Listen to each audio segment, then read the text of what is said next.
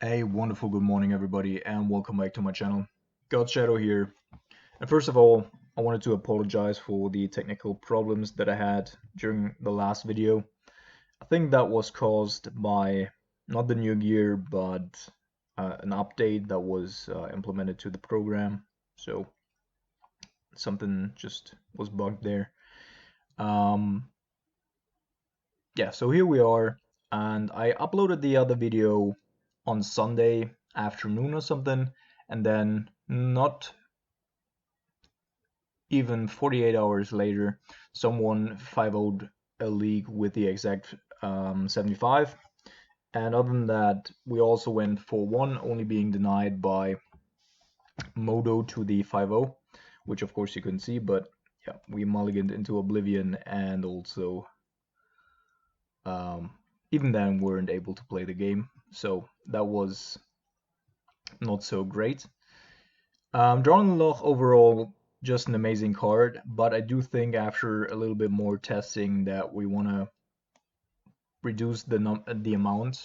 I've also played against other Grixis control lists with Thought Scour, which we have already talked about before, to enable Drowning Loch, and they were not playing discard magic. I think Aspiring Spike also 5-0'd a league with a similar list.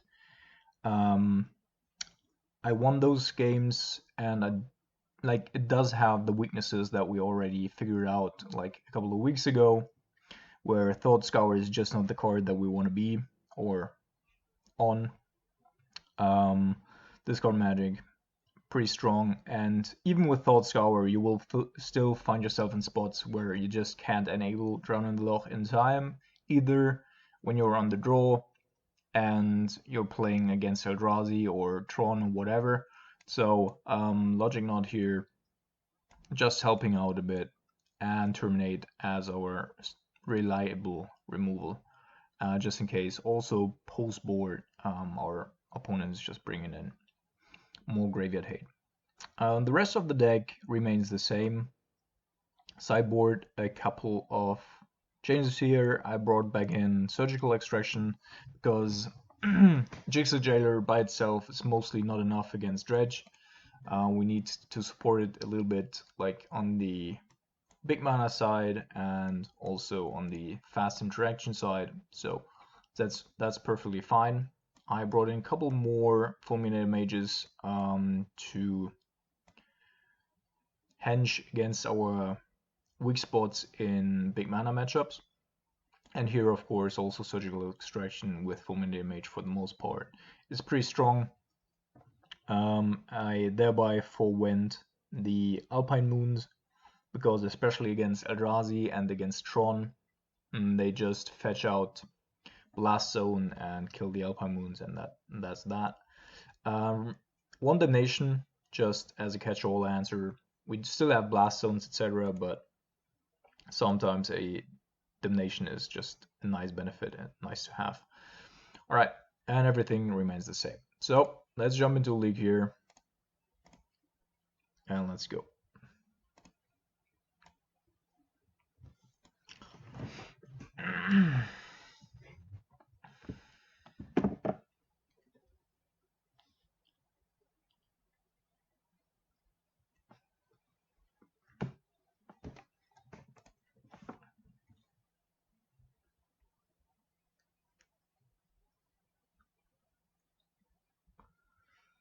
Alright, that's a tough keep, but a keep nonetheless.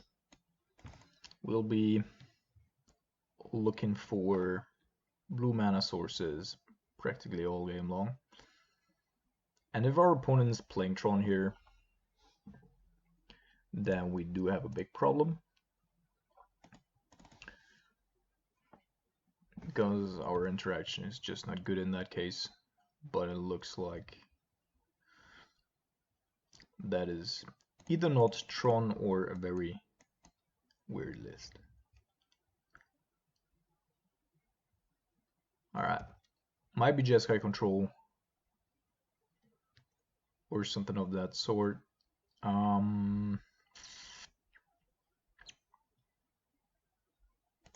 think I'm going to bring in the Steamens tapped here.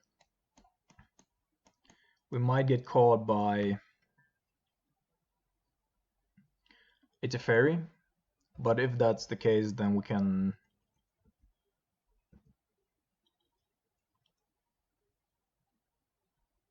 Alright. Not even close. So we're playing against some sort of Wirza list here. Sure.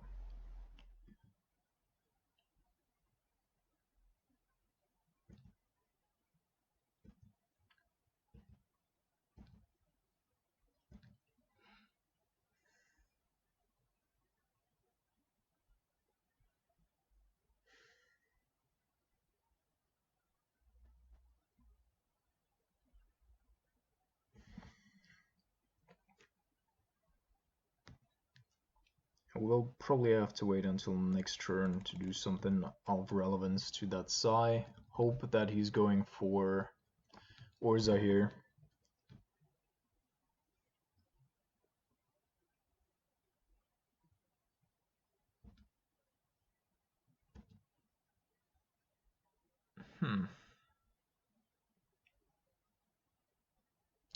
That offers us the opportunity here to just snap and block the Sai.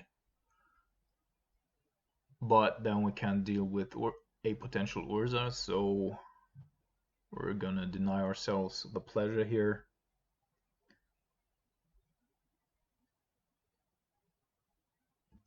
Alright.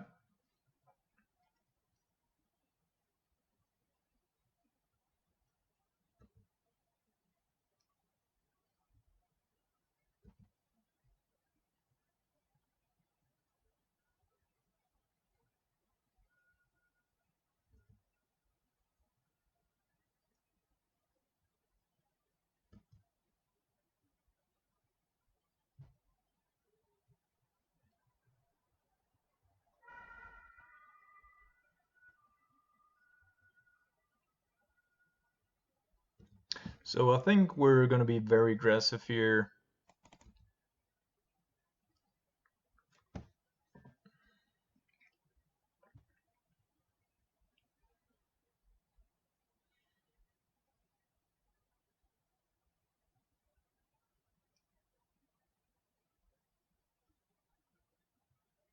Almost certain that he is sandbagging either another Sai or an Urza there. So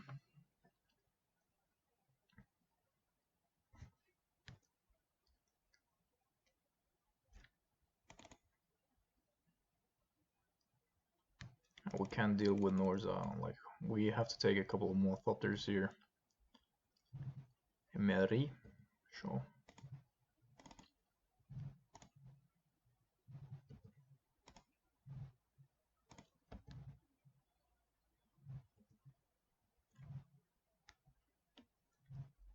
Alright, now he's actually protecting the Sai.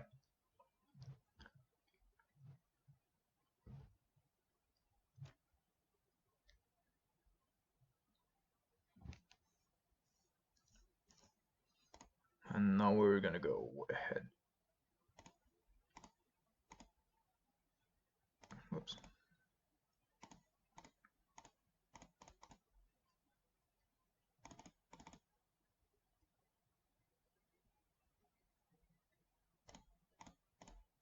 So thankfully he's gotten rid of his own Thopters for us. Yeah, and I think the last card in his hand is gonna be an Urza, which we again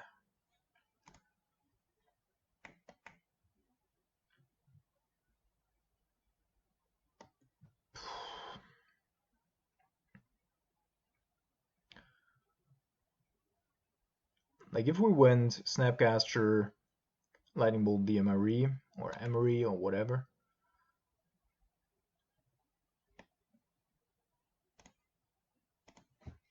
then we can't counter Noza if it should come up, because there's already 5 lands, even though the Mox Opal is not available anymore. But I think being safe here and granting him the Mishra's Bauble as an additional card here is actually alright.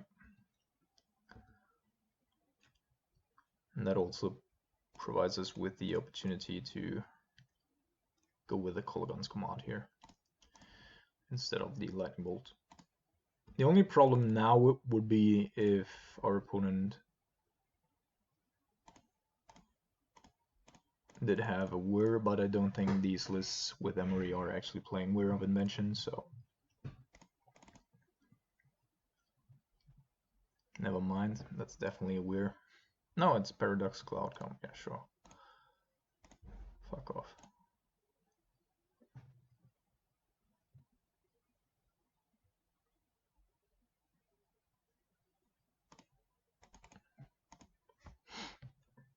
Yeah, that was the Orza that he was sandbagging there. Alright, so we do have a clean board, and now it's mostly about getting damage in.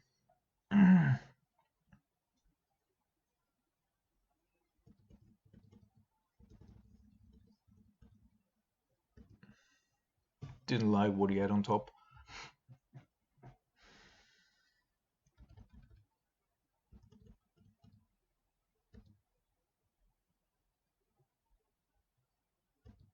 Witching Well. It draws 2 cards, that is correct, and it also scries, but that's very mana intense here. And the Mox Ember doesn't do anything, so that's fine. Keeping the Cryptic up for a potential was at some point. Terminate might actually come in handy, but I'm gonna go to the bottom here. We still have 2 Drowning Loss in our deck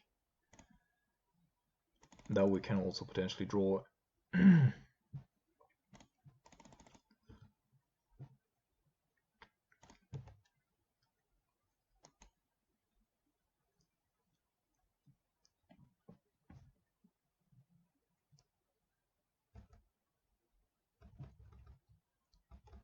Yeah, Witching Well is definitely a good card here in the matchup. That might be another Psy, Sahili. And I do believe that I'm gonna bounce the Snapcaster Mage here just because we don't really have good options.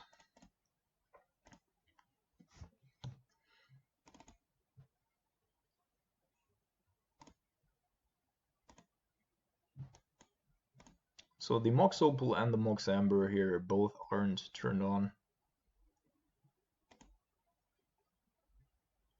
Something is weird. Alright, our opponent just giving up here. So I think I want to have Surgicals. The Blast Zones are alright. Ricefall, for the most part, also okay. Brazen Borrow actually is not great in the matchup. Damnation, yes. Jigsaw Jailer against Wirza, it's very good. Against this Paradoxical Outcome deck, it's not very good, and therefore I'm gonna leave it in the bin. I do want to have at least one Kalitas though. And what are we going to cut for that? Probably one Ricefall.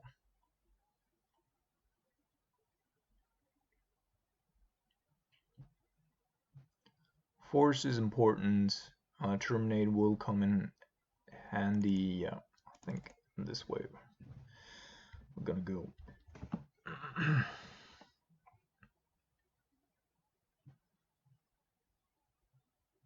Yeah, Damnation here just to catch us back up in case our opponent is like forcing a scythe through and is just generating a lot of value through Thopters. Yeah, I think we keep here. It's not perfect, but on the draw it's alright. Since we have a lot of, okay, Ricefall, also not too bad. That makes me, we do have enough. Yeah, we're gonna fetch for a basic here. Well, okay. So Ricefall isn't gonna hit anything anytime soon.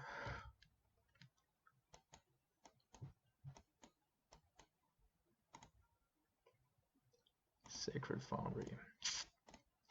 Logic Knot here, of course, not super great with our fetch there in the first turn, but going down to 15, if our opponent had a better hand here, then it could have easily gone wrong.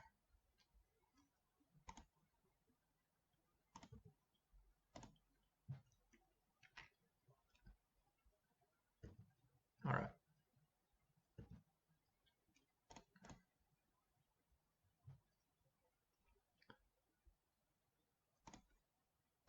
But remember, it's still like taking an Engineered Explosives here is still an additional card in case he doesn't get.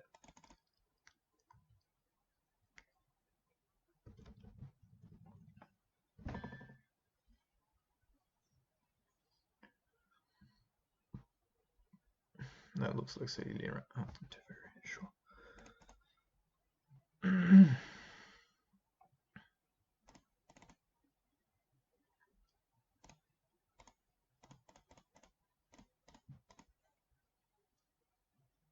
Oh, that's a little bit too much. I think 2 is enough.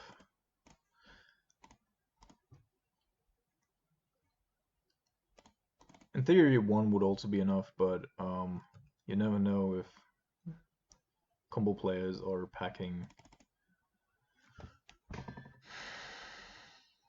random. So yeah, those are 3 of the 4 cards in his hand, I think. Still, right? Yeah, it should be.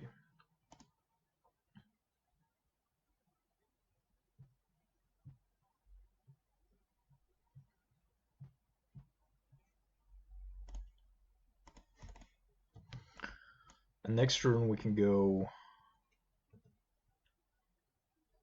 potentially Rise Full. Okay, him playing the Engineered Explosives here signals to me that he indeed does have a paradoxical outcome already.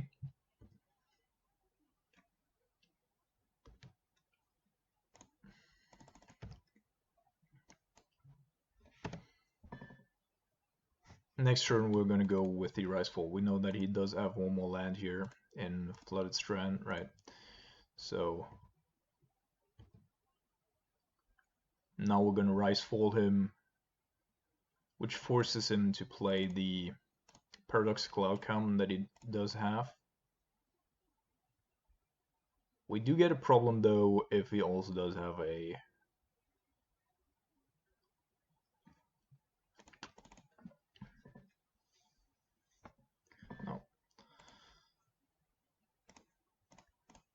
a counterspell here. If he does have a counterspell, then we might be fucked. Like if he goes respawns paradoxical outcome and then counters our counterspell.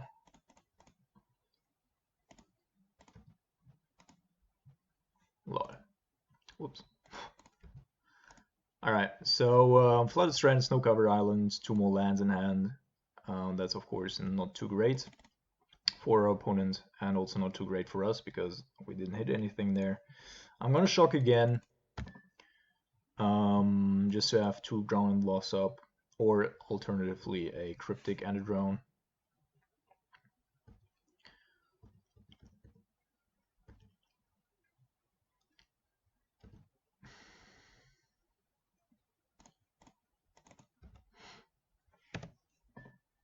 I'm gonna go with the Snapcaster here. Still have 2 drowns if we want to.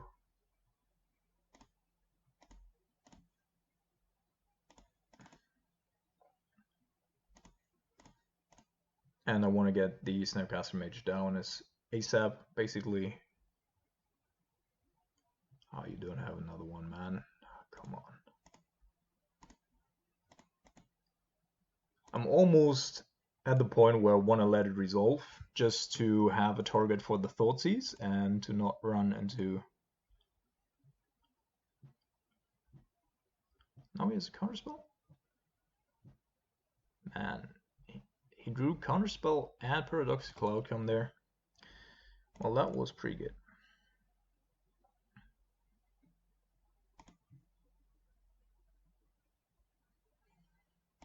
So he's going to draw 3 cards and then he's drawing more. Like we can't let that happen. That is not okay.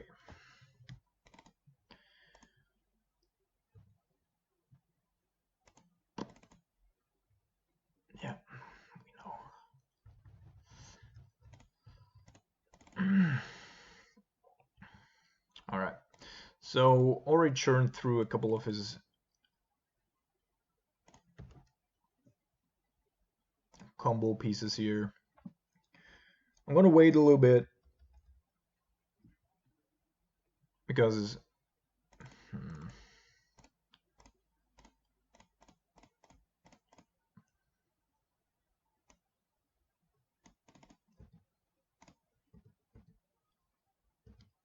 so we could go after the outcome here, and I think that's actually the best option we have. Then we only have to be concerned with what's on the board. Also, we'll be able to see what's in his hand. Alright, outcome. So there's one more Teferi, 3 Jeskai Ascendancies, which is interesting because it goes infinite with Emery, or Emery. Yeah, he's got a lot of good stuff here left in the deck, and only very few duds. Keeping the Mox Opal, of course, to get value out of Sealy and Sai here, but he reduced the number of Sai significantly. He's also only running 2 counters in his 75 there. Pirate Spellbomb, alright. And then there's a lot of Urzas. Sure.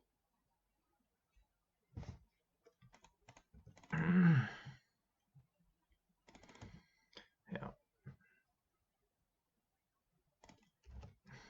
So I'm gonna wait one more turn. Worst thing that can happen is a Sai here or an Urza.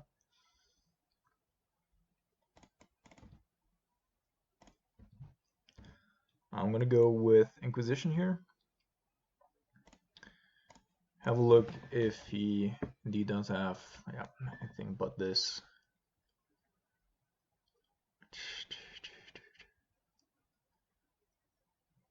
Mox Amber is also legendary, yeah.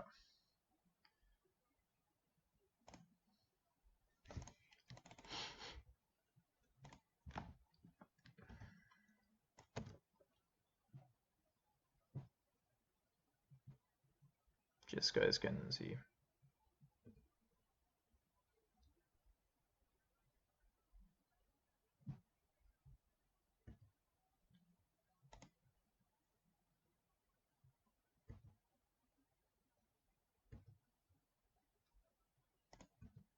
Alright, now we have to figure out, do we want to kill...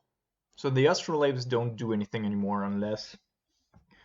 Yeah, I think we're going to put it to 3 here.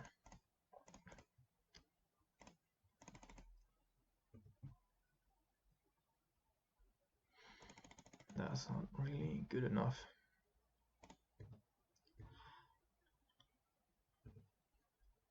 I'm also going to destroy it instantaneously. The only other cards that could be hit here are Emery and Sai. But with each non-creature spell, he's just going to loot, and I don't want to allow that one. Yep, Saley's strong.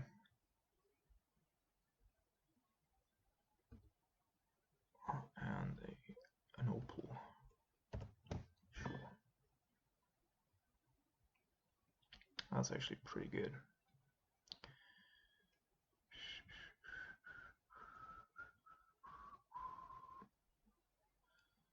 So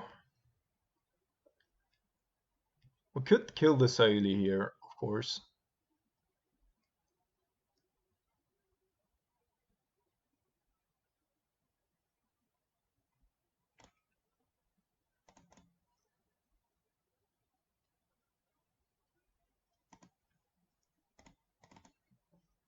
But it's unclear that's the best play. I think I actually want to go attack Sahili here, then let him generate another token, another servo next turn, which we then go Snapcaster Mage, Ricefall, the token, and our snap. Right, here's a Mishra's Bulbul. That's perfect. So we get our snap back. We could have even done it even better. Like, I miss out there. Could have Cryptic here.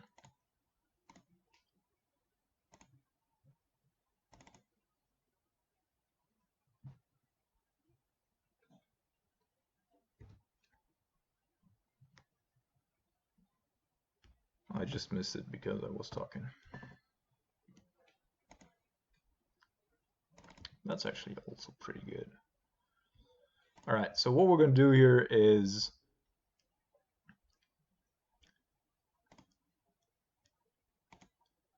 still snapping the other snap and the servo token. The net value here is not too significant, but it's still alright. And I think we're gonna wait one more turn with the Kalitas, and then we can, just because I don't want an Urza to get through here, and he's due to just drawing an Urza, and I think he also wanted to draw the card because he could have fetched otherwise. So I'm gonna wait one more turn. It's another Ascendancy. Yeah, pretty sure that we need to counter that one as well. And then he still does have the mana for an Urza, and that would be very unfortunate here, but can't have everything. Yeah, I think I should have, I could have done that better, but I was just too much in that line there. Alright, he's sacrificing the Sahili here. Sure.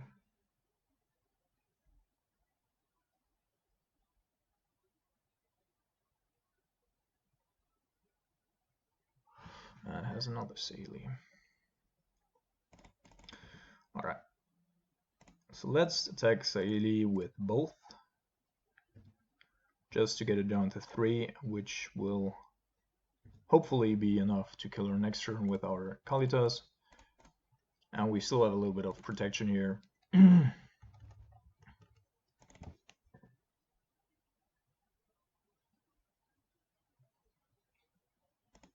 Another Mox Amber, sure.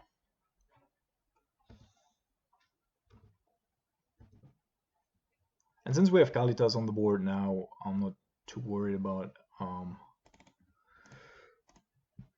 that Sahili anymore.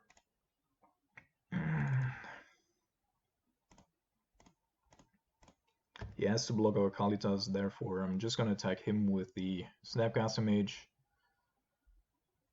He cannot draw a land here, otherwise that's just game over.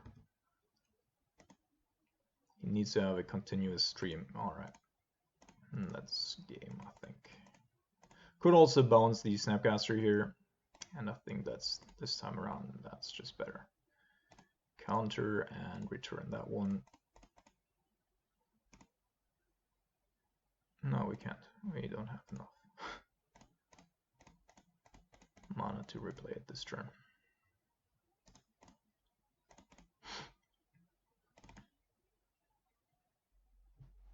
Alright. Good games.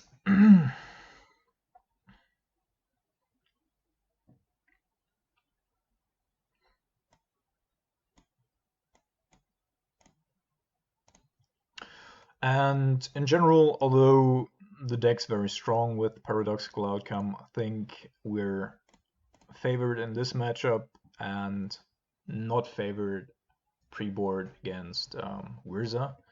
Therefore, I'm happier to actually play this matchup here. So this most likely wants to be a Watery Grave, but I'm gonna go with an island here, because for the most part, we should be able to kill whatever comes down with Drowning Loch if there is going to be a creature. But this could also...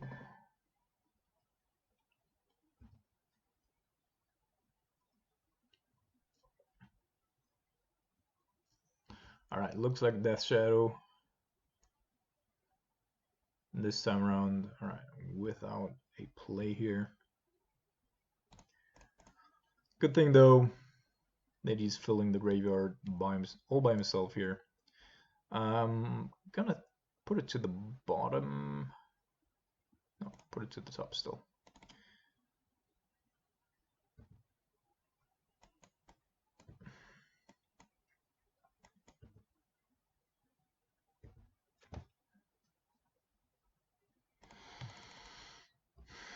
Another drown. Probably gonna let this card through to just find another land here. Doesn't matter if it's a blue or black or red source.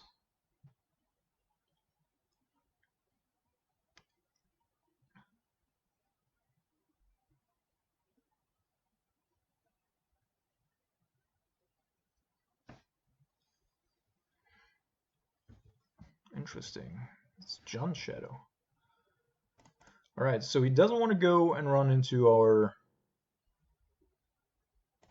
Drown Loss here. I definitely want this to be a water grave for the start here anyway, since we have 2 drowns now. And another land is also fine.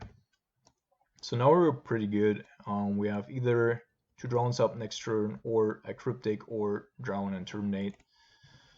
And yeah, that's a pretty strong hand.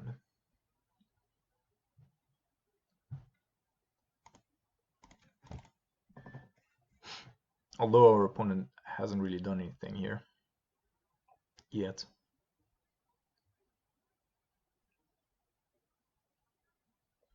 Alright, while he's thinking, I'm gonna drink a sip. So I was already talking about the Sparring Spikes list, which was a list with Thought Scours and with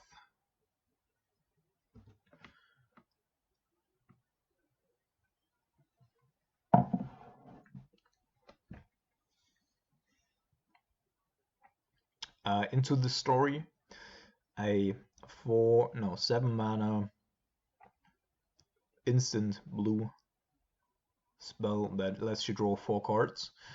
Pretty similar to Fact or Fiction, as it is being reduced by 3 mana once your opponent has a certain threshold in their graveyard. Maybe it's also 7 more, I don't know. But that list overall, like playing against it, it felt really clunky, and I was able to get there. Although I would say that my opponent was sourcing more value out of his cards in a control type of sense.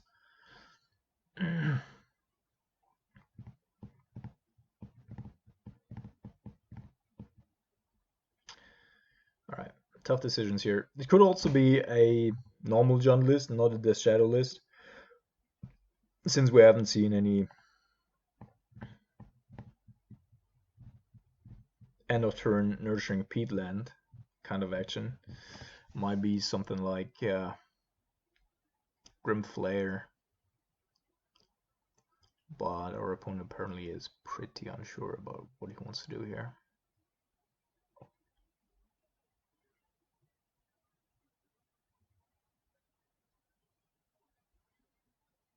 Como un opponent.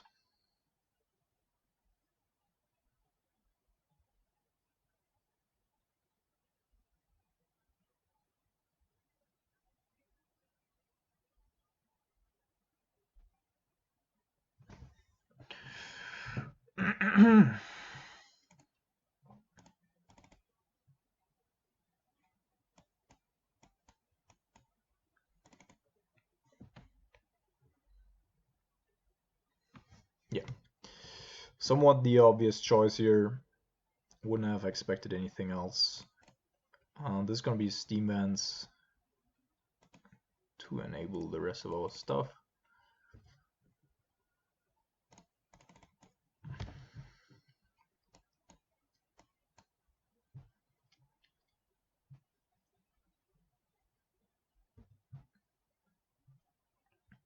This might be a once upon a time, and then it's certainly still a Death Shadow deck.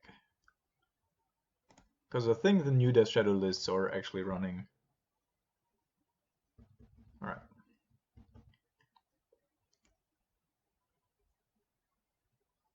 Like 15 lands and once upon a time as a 4-of.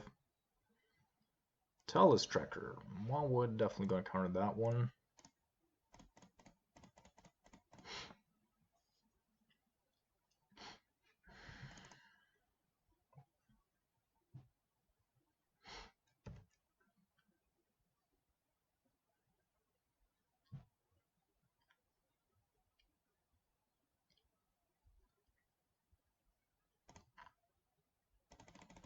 This feels like a trap. Like, it doesn't know about lightning bolts, so it might not be.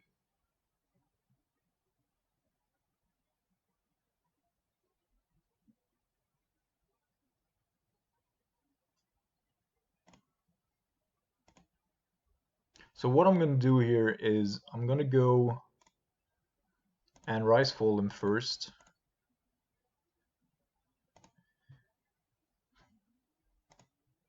To provoke a Street Wraith in case he has one. Then I'm going to Lightning Bolt if he doesn't do anything. Or in case he would have used it. Traverse, traverse, alright. I think our opponent just gave up. Yep. Sure. So here, Blast Zones are pretty neat. We could go with Fulminator Mage, but I think the only card that I really want to have here is a Damnation. And we're going to reduce the amount of Thoughtseizes a little bit. And potentially also Force Negation. Like, he does play Tireless Tracker main board. There's certainly going to be Goyfs in there.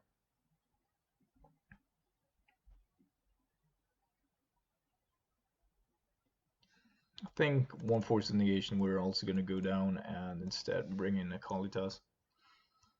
That makes us a little bit more top heavy, but I think our opponent's going to bring in some stuff to grind. And Kalitas is still good against, like... No. Yes.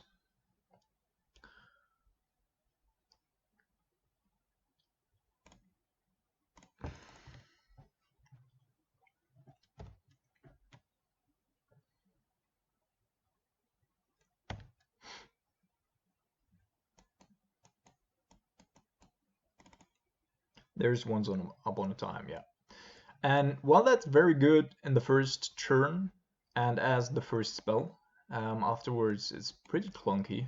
Like for a Death Shadow deck to play a 2-mana spell as a 4-off that, you know, just dirtles, doesn't do anything by itself. And of course, it decreases the amount of lands that you need to play, but yeah, I'm not super convinced, I have to say. And him still playing Talus Tracker also, like, I doubt that he can play. So if he does have a discard spell, that's certainly going to go after or terminate.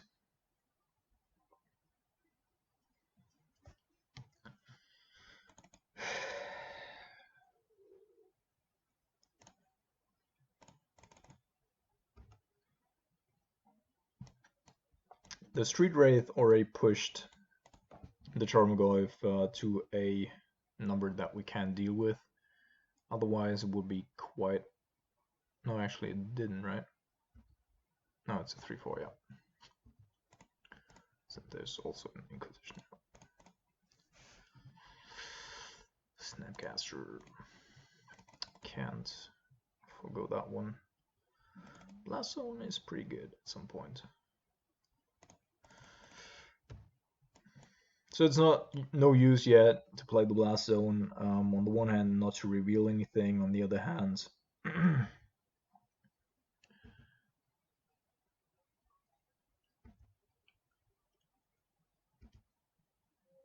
we're opening it up to, say, an Assassin's Trophy here. Alright, another Tarmogoyf, so the Blast Zone actually becomes better, but we need to survive until we get there.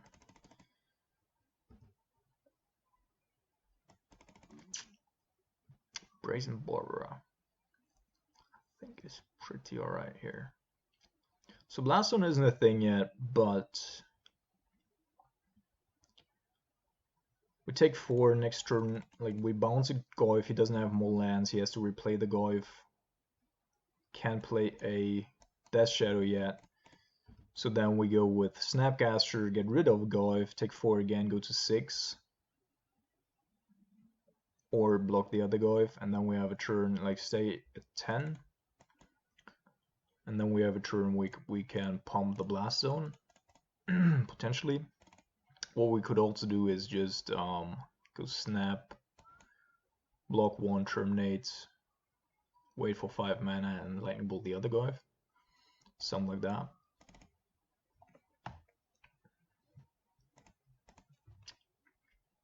But I think being at 10 here is still alright.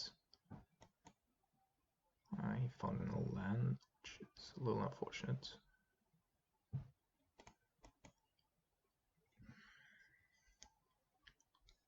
Yeah, we have to do it like that. I'm gonna play the Blast Zone here. Also to scare him off of playing more Tarmogoyfs or other 2 mana spells here. Yeah, just reducing the life total a little bit. And normally, like, we could also just jump into offense mode here, since he doesn't have the mana for a Timo Bell Rage. And like, I would do so if we had a Cryptic Command up, which we sadly don't. So there's probably no use in doing that.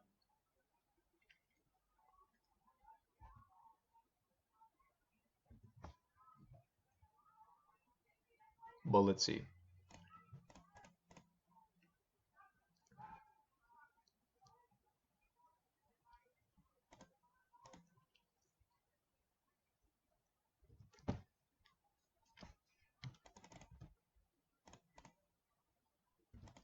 We are gonna block indeed.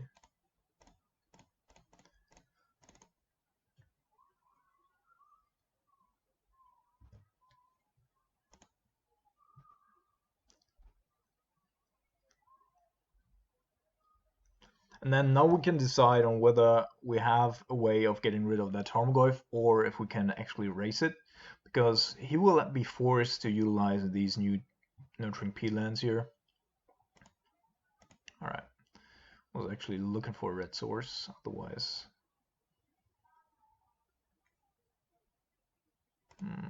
Okay. Taking a whole lightning bolt as well.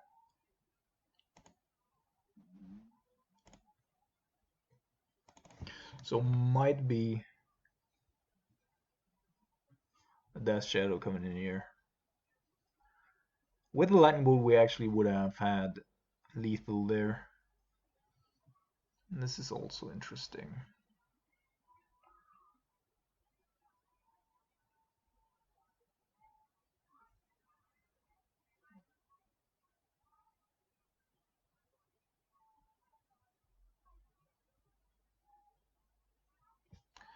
All right, let's see here.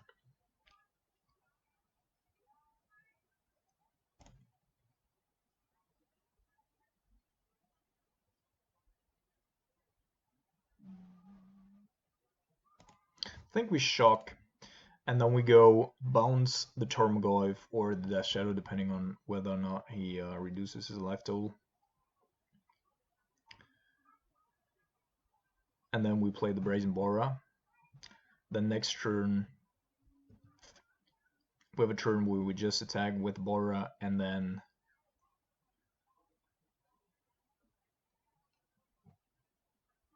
he shouldn't be able to. He could have T-Mobile right here, but then we're dead either way.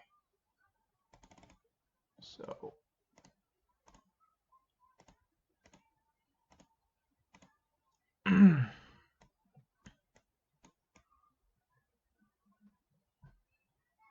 if I had used the fetch land here instead of the Blood Crypt, we wouldn't be running. No, we would still be running into a T-Mobile Rage. Just like we wouldn't be able to bounce the Tarmogoyf, and then he knows that we don't have anything else. So if there is no T-Mobile Rage coming right now, then there's none coming. But this looks like he wants to do something. Probably rereading the Blast Zone right now.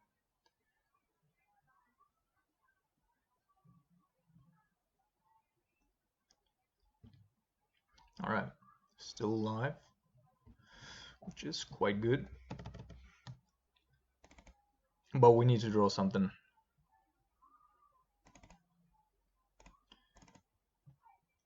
Because we can block both. We could with the Creeping Tar Pit, but then we can't activate the Blast Zone. In this scenario, the Brazen Bora as a defender is pretty lackluster, but still bouncing a couple of creatures there is pretty good.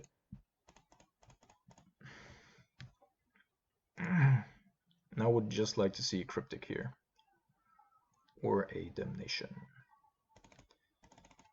Alright, since it doesn't really make a difference, I think I'm gonna go and fetch for 1.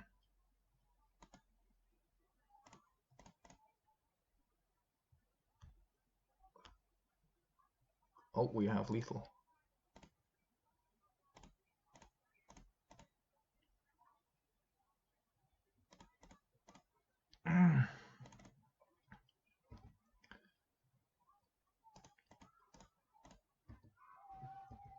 Let's hope he doesn't have a failed push, but that's very unlikely, I guess.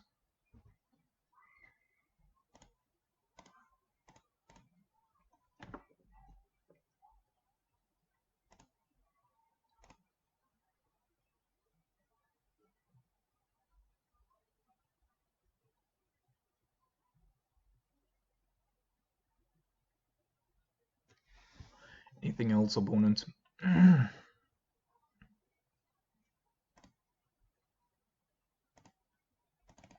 Yeah, and here one has to say Brazen Bora not only bought us the time that we needed, but also finished the game here. So, pretty happy. 2 times 2-0 against, well, I wouldn't call John Death Shadow a meta deck, but certainly a very powerful deck.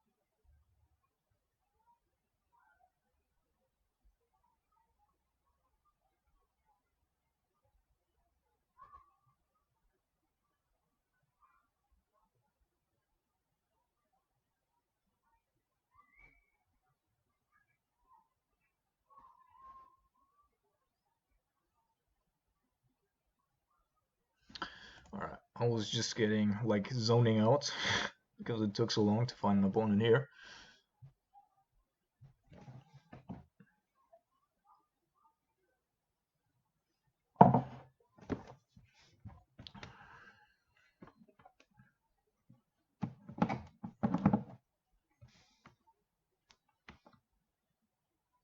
Come on, opponent.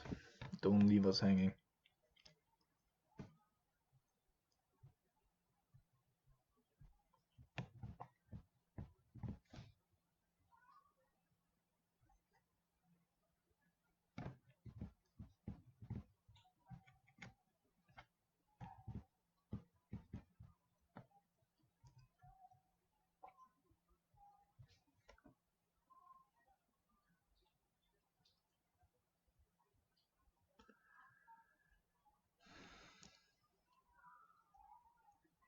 Alright.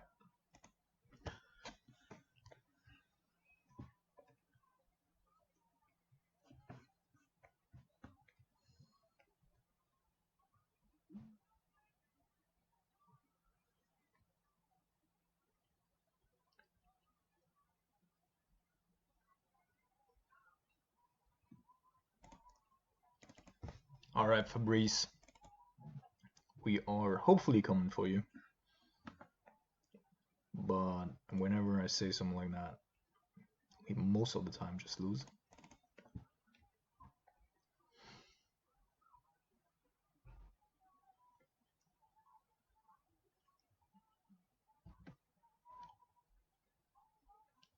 Tron. Well,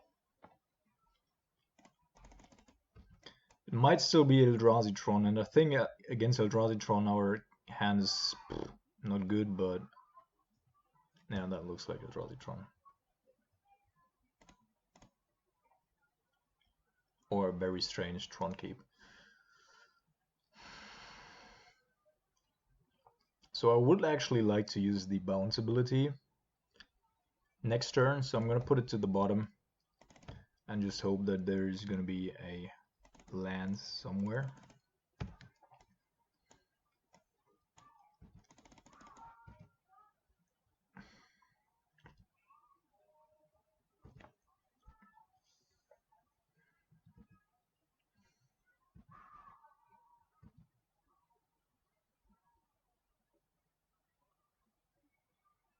Alright, this is Eldrazi Tron.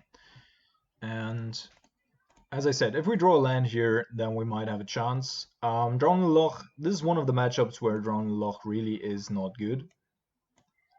No doubt about that.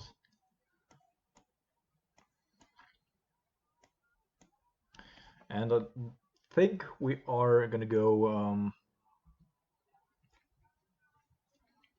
play the Snapcaster Mage here to block the Walking Ballista, just to get rid of it.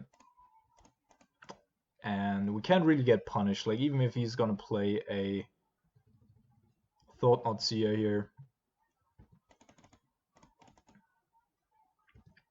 he doesn't have great targets in our hand.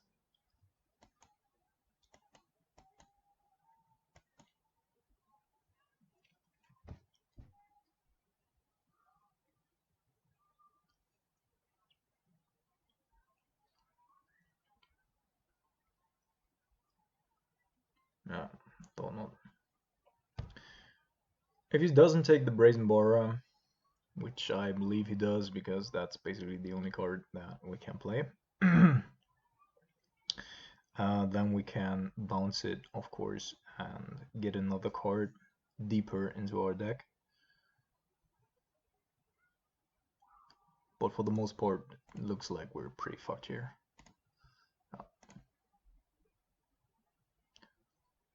Alright.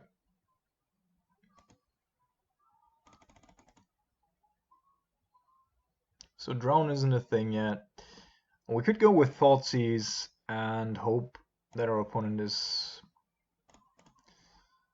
Yeah, if he does have a Reality Smasher, then we probably have to take that one.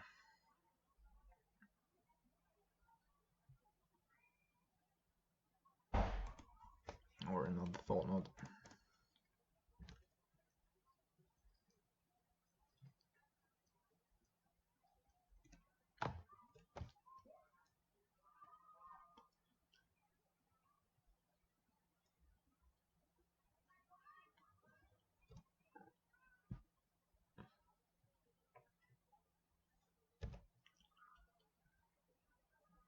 Oh my goodness. So we're working our way up there, taking the reality matter reshaper. I mean, so we're taking 7 here, going on to 6. Then we can take another Thought Not Seer hit while killing the matter reshaper. He's gonna play, sure. So now we need red souls, or we just lose. All right, that was unfortunate.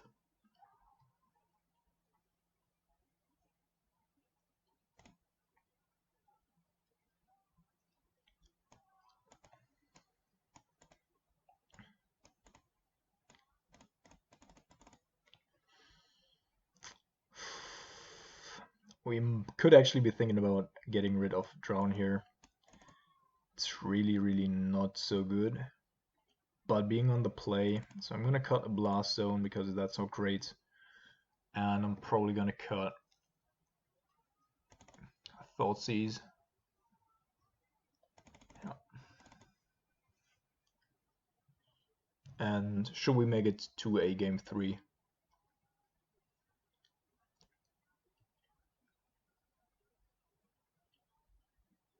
Then we might need to reconfigure here our main board.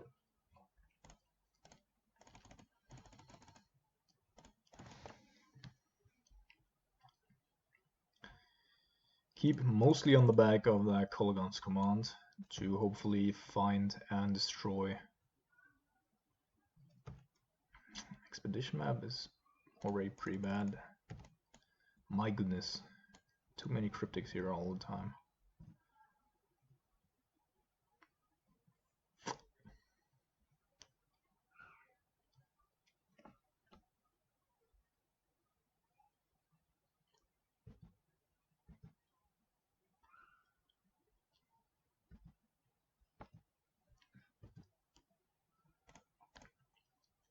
So now he might just be looking for another Eldrazi Temple here, instead of going for another Tron land. Someone's playing around. Well, potentially Nimble, I guess. Nope, that is definitely a Tron land.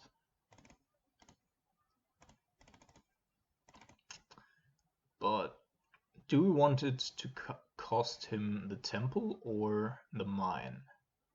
Like, I think the temple is actually better in this scenario, because otherwise, like, he definitely would have played the other Tron land if he did have it. But he might have another expedition map to look for it. And since the worst thing that can happen here is a matter reshape, where we're just going for the mine here.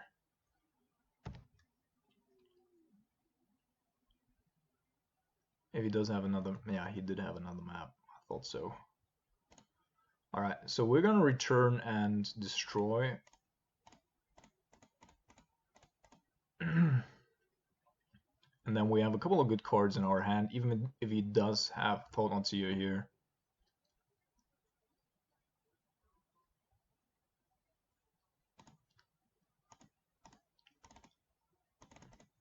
Okay.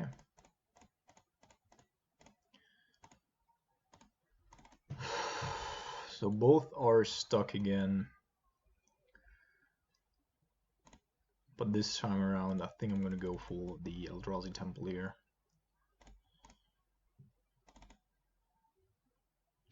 Could have another mine, of course, in hand, but yeah, that's not super likely. Hangerback Walker. My goodness, why can't we just find one land?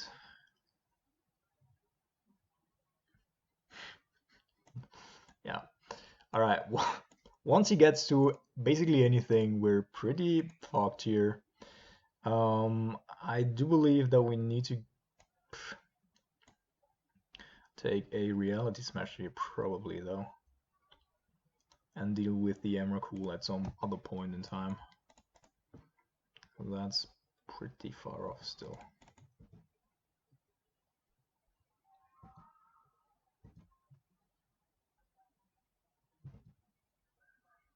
Alright, so this is good. Finally. So we're taking the opportunity here to bring our Kalitas, which basically renders the Hangback Walker insignificant. And then once he gets 4 mana, I believe that he's gonna go straight with a Karn to somehow deal with our Kalitas. And that will give us the option here.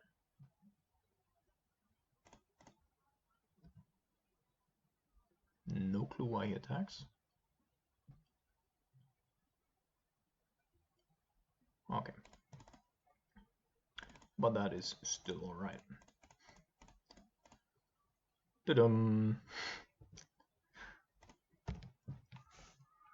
Yeah, I was like, if he does have a dismember, then Kalitos just dies to the dismember, but I wasn't thinking about spatial contortion, and I would also have never thought that anyone would bring it in against us. So, yeah, that had me quite curious there. But now we're in a very good spot, which I don't think we're gonna... He's sacking the Mind Stone without having a 4th land. So apparently he's looking for Tron maybe as his last out here. Yeah.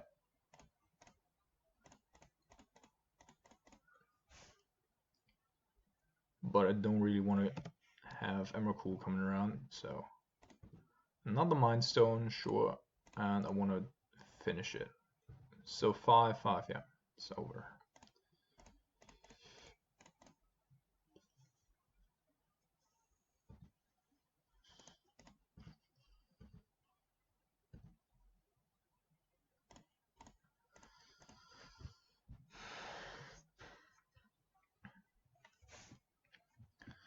All right, equalized.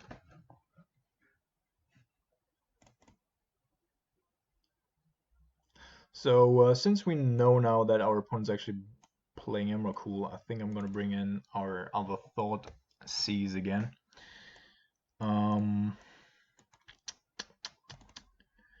Brazen Borer. How good are we?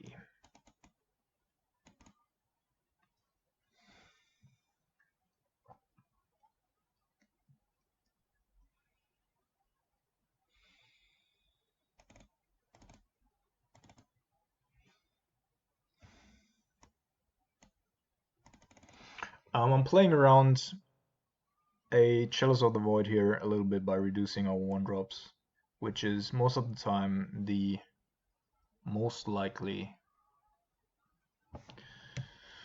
CMC he will put it into.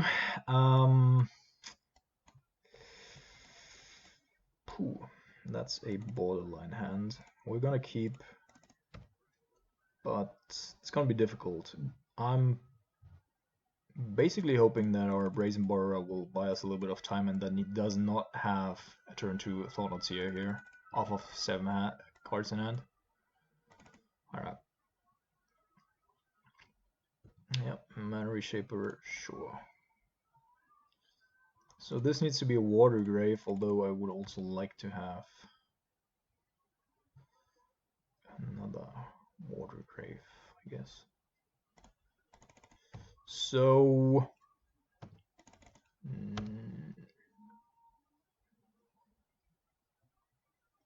there are 2 options now. Either our opponent does nothing and doesn't have another land, which is unlikely.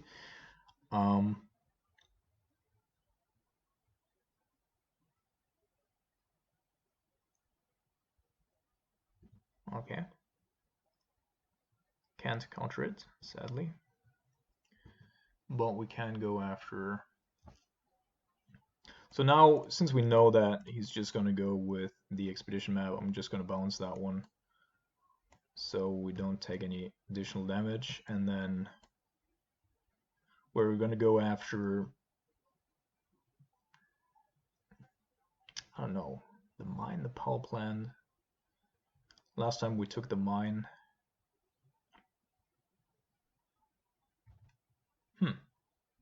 That's interesting. I actually did not expect him to just go with the Mana Reshaper instead of going...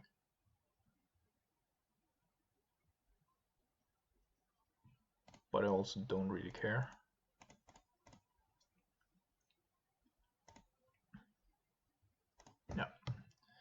Feels like mine to me.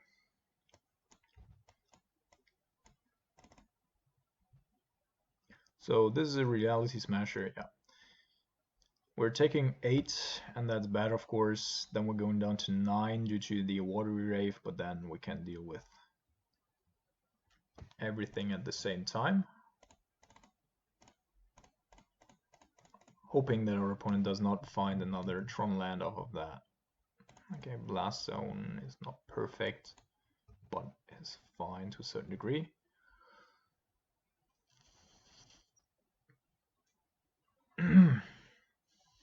Shit. Shit. So our opponent's gonna have 4 cards in the graveyard, and we're also gonna have 4 cards in the graveyard if we want to.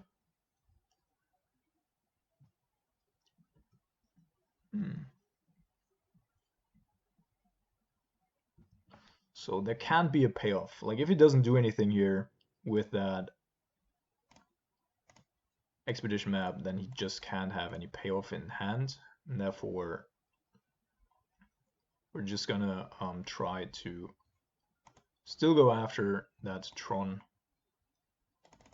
Also, since we still have like both Drone and Logic Knot, but I need to go after Tron here because once he gets there, our counter spells are just going to be irrelevant.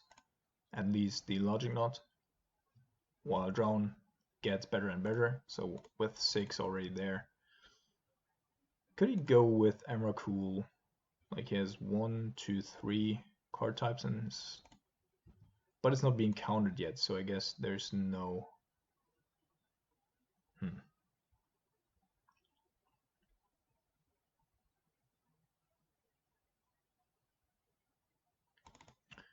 Ugin. I think we're gonna go with the Logic Knot here and just go for 1. Because Drowned Love by now is pretty good in raw value.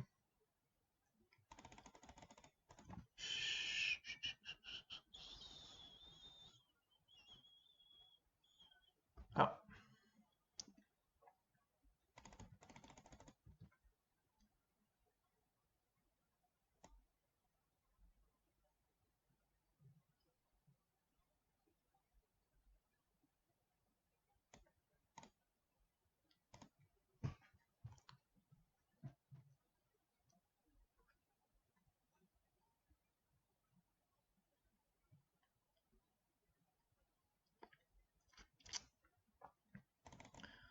Alright, let's see what he does now. If I just want to see what he actually discards to decide on whether or not I want to go against that Walking Ballista.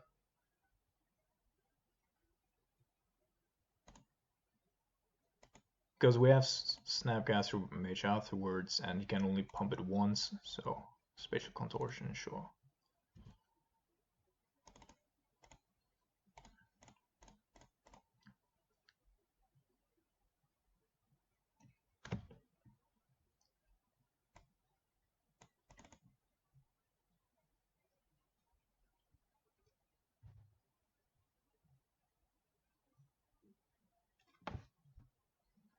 I suspect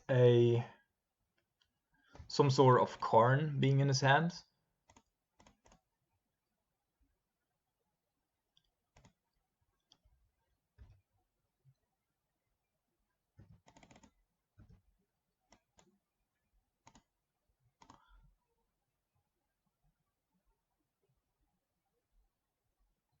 Not the Walking Ballista. Sure.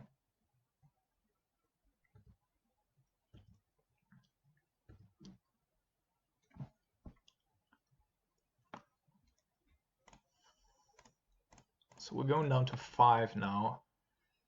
And at some point it's hurting. I'm not gonna lie. Well, I should have just countered it, of course. No, I shouldn't have, because he probably still has something good in hand. No, it was all correct.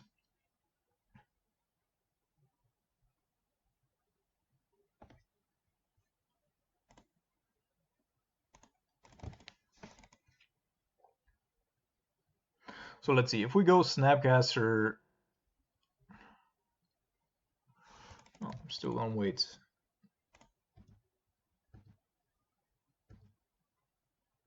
But what's the worst thing that can happen with a Karn here?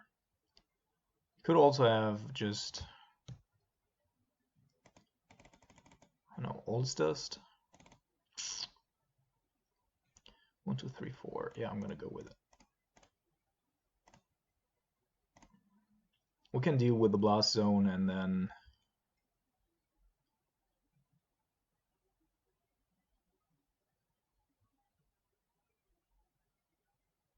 Donatia is annoying because that was basically our best card.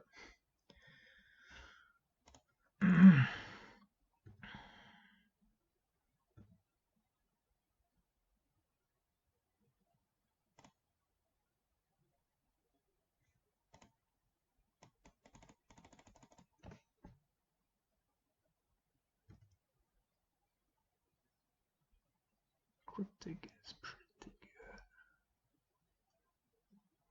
So I'm gonna wait with the Fulminator Mage, just because I want to block and then blow something up. And Kalitas is not the perfect blocker here. Not yet, at least. And the Blast Zone, well, it's gonna take a bit until that's something.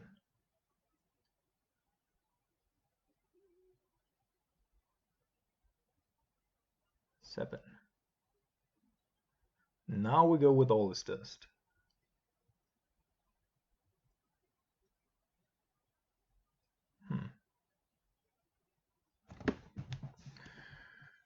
And I think we're gonna go counter and return here. The reason is because we draw a card anyway, and as long as we can keep our cards on the battlefield or doing something, then we don't get a problem.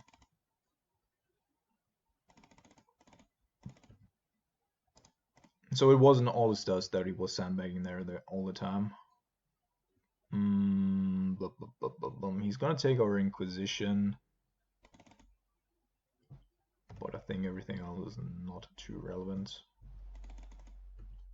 We're gonna draw another card by the end of turn and then play the Brazen Bara.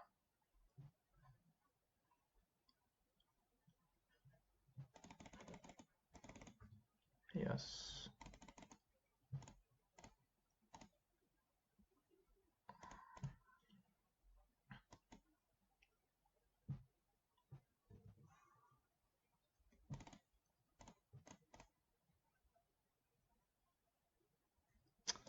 Yeah, I'm gonna put it to the bottom because he's just gonna sack it anyway.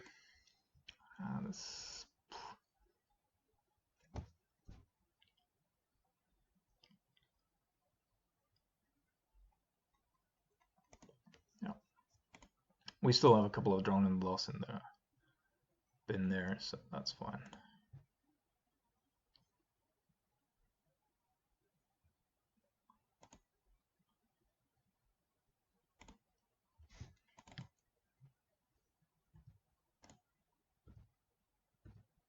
Ghost Quarter is mildly annoying in this situation. Also, he gets to a point where 1, 2, 3, 4, 5. Both Emrakul and Karn become really threatening.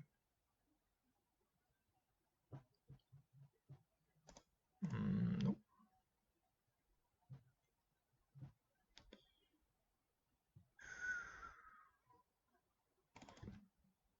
So I'm gonna attack with the Fulminator Mage as well. Just to press 2 more damage through, because he'll be surprised why am I gonna do that, and the only reason would be a Lightning Bolt.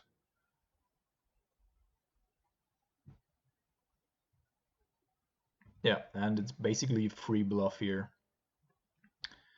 That is pretty good. He can't attack with the Thought-Knot anyway. So I think I'm gonna go with the other go with a Fulminator Mage. Or do we just go with Brazen Bara? I think Fulminator Mage first.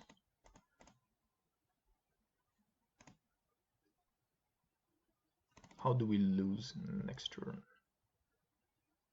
No.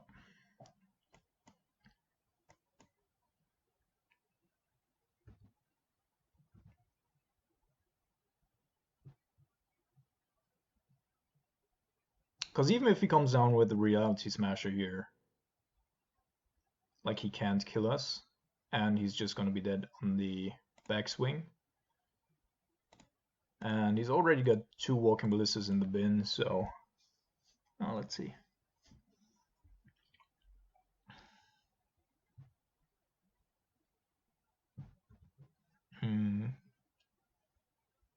Yeah, I think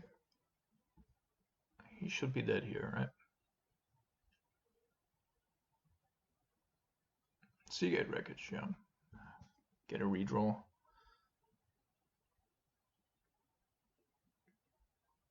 You should do it right now. 1, 2, 3, but then you only have 2 mana. Matter Reshaper would be alright, I guess.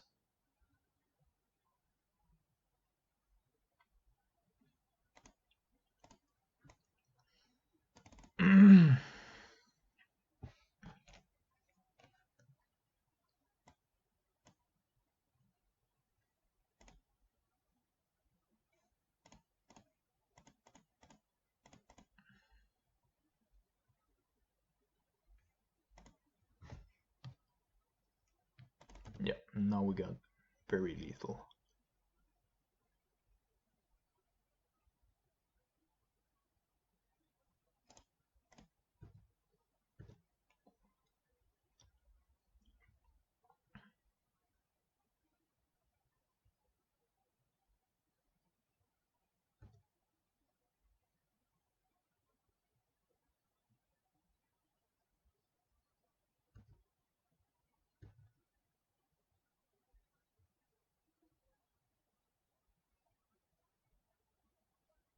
Alright.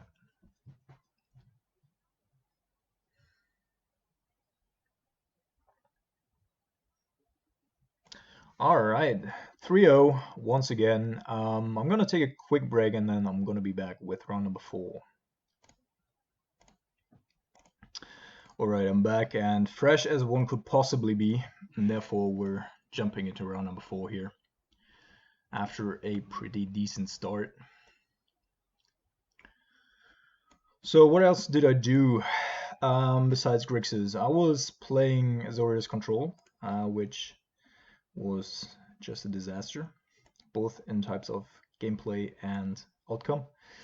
I was just testing these 2 castles here, both of which, well, there was just no matchup where I could have used them, therefore inconclusive.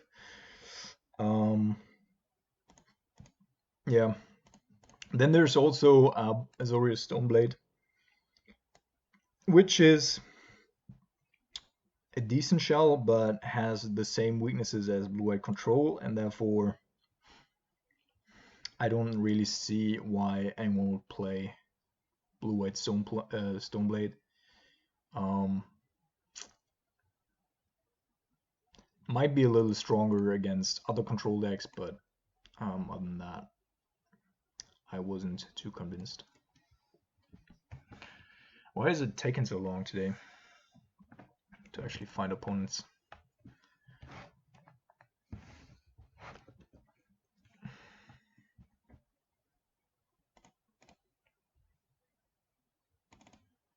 Yes, we would, for a change, like to play first. So again, we're in a situation where we don't have red in the beginning of our turns here, but that's alright.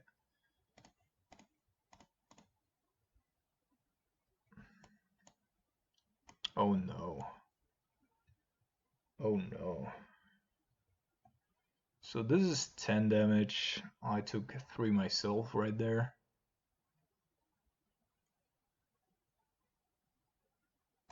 Alright.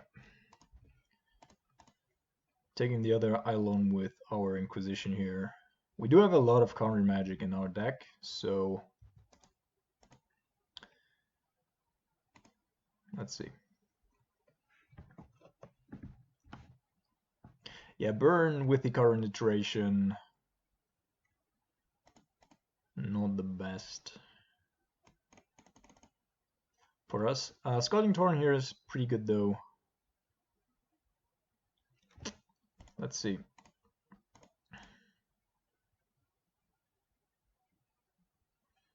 We're taking the other Eidolon, he just drew another land there, so it's gonna take us a moment anyway to set that up. So I'm gonna go with the island here. Otherwise I might have gone with Scalding Torrent, and like if we could have already safely played the Rise-Fall next turn. But since that's not an option, I'm just gonna wait on that.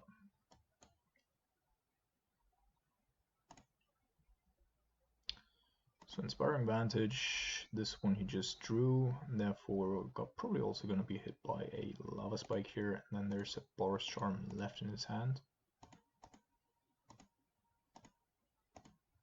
And land, sure. Let's see.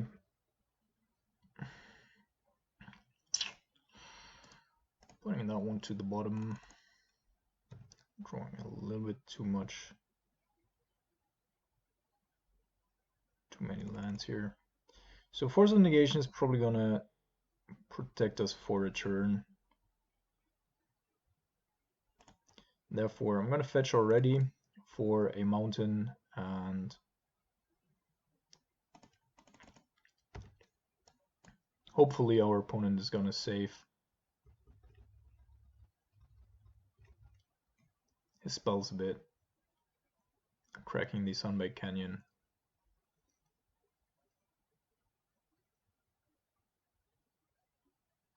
Or not.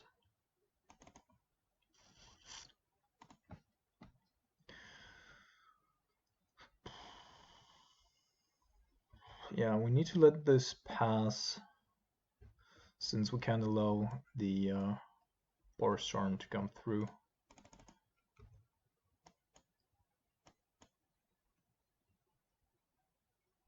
We could still die next turn though.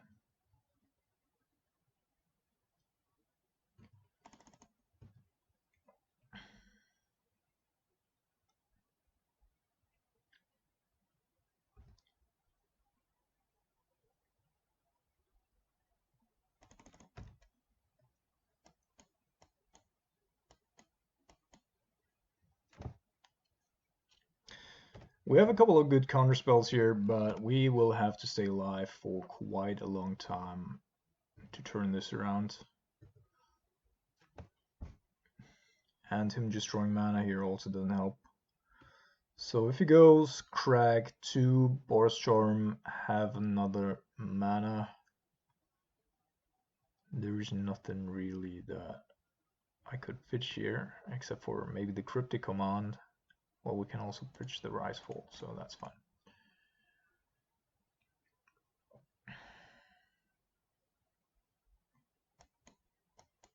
And that's another reason why Rise-Fall is just so great here, because it also counts as a blue card, and therefore also fuels our force.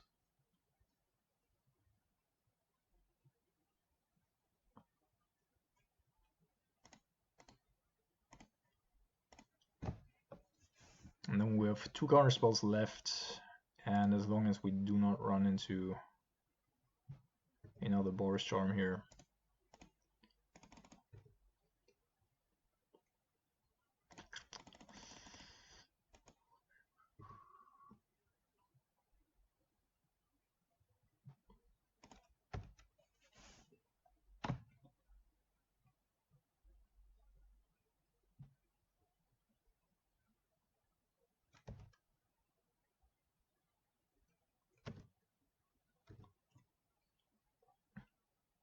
without those Sunbaked Canyons, it would still be quite decent matchup here. But the Sunbaked Canyons are pretty annoying.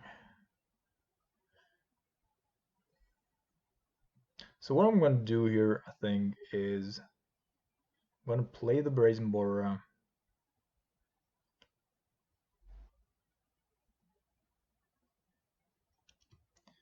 But then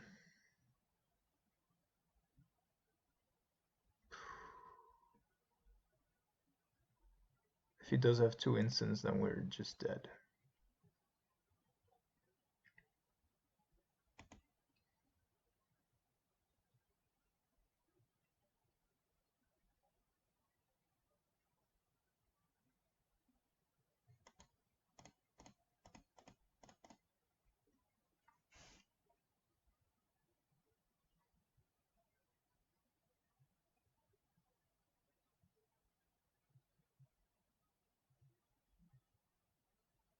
The only way I see us winning this is by him just having like 1 lightning bolt here or whatever to hit us down to 1.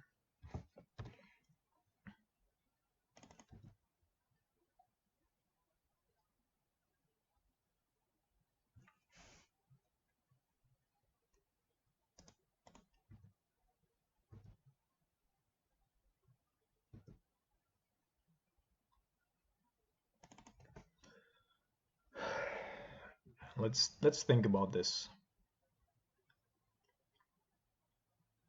If we go Snapcaster Mage right now,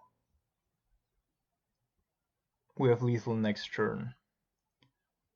And he potentially doesn't have 2 instants because otherwise he probably would have killed us already.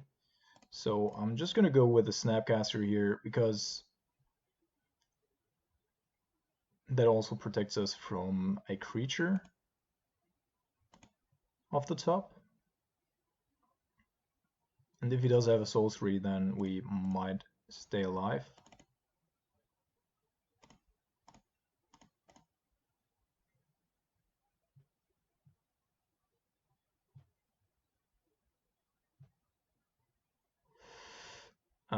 Which we need to counter here, because otherwise we can't fetch anymore.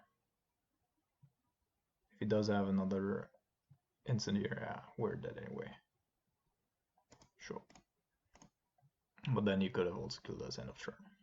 That doesn't make a difference.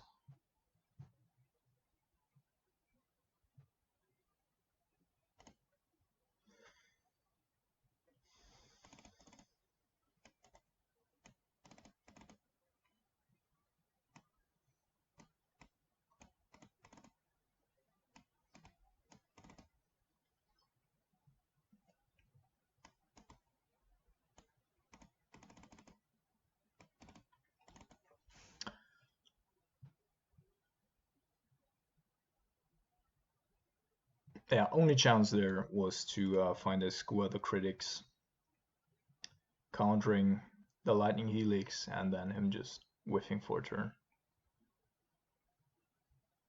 Or finding a creature, that would have also been alright.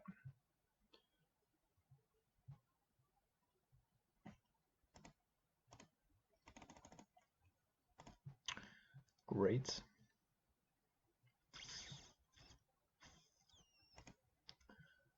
So I think we probably need to get rid of the Blast Zone because we need black at some point. We're going to be punished if our opponent has a lot of creatures, but if we draw Kalitas and we don't have access to any black, then we're going to be more disappointed though. So that is alright.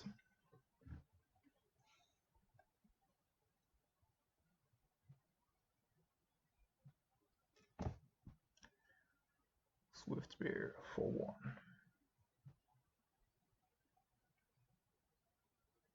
Terminate can come in at some other point.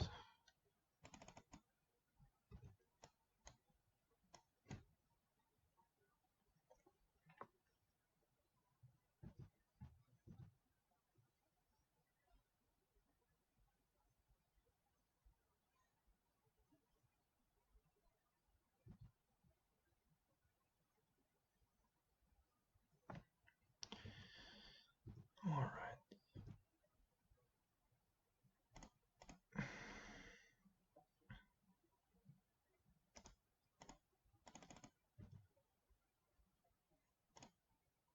So I'm gonna fetch right now to not turn on his weather critics if he does have one. Then I'm gonna counter the Rift Bolt to do the same basically. And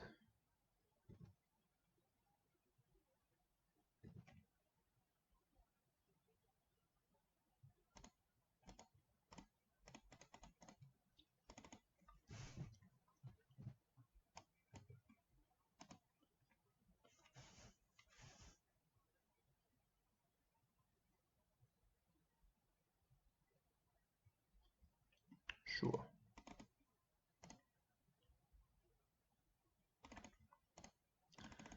Rest in Peace is indeed a little annoying due to the fact that we brought in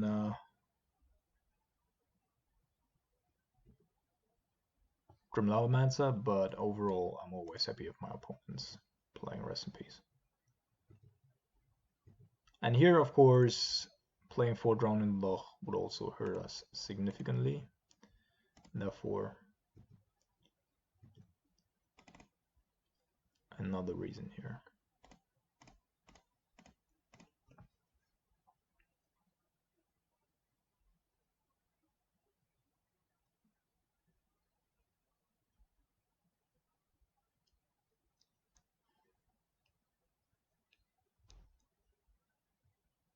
Is he protecting his Swift Spear? Yeah.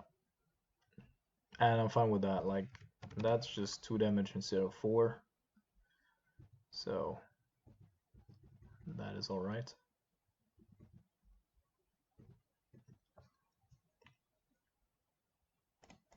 But our opponent apparently also thinks that he needs repeatable sources of damage.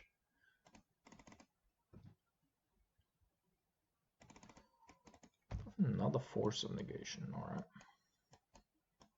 So as long as we draw Kalitos sometime soon, I think we're good.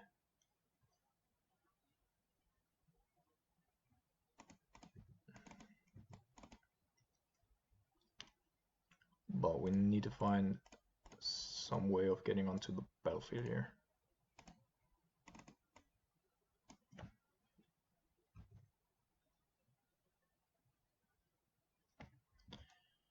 Let's have a look. Nope. Yeah, Drowning Loch right now doesn't do anything anymore. Therefore, a perfect target here to pitch to force, if that should come up at some point. So it's a little weird, this one card in hand, I think. Either it's another copy of Rest in Peace, or it might also be Searing Blaze. Yeah.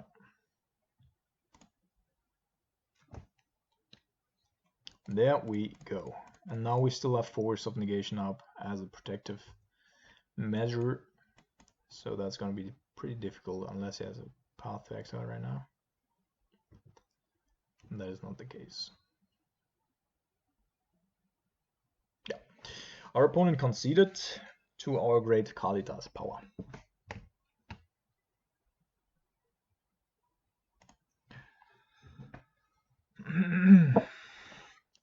So is there anything that we would like to change? I think Grim Lavamancer, due to the fact that we now know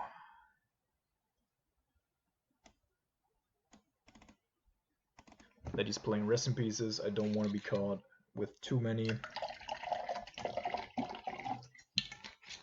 eggs in one basket.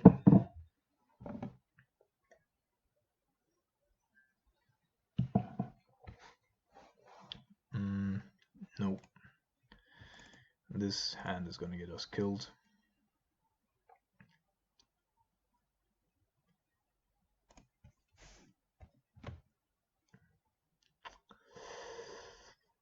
Ooh, this hand might also get us killed, especially because our opponent kept 7. But we do have a little bit of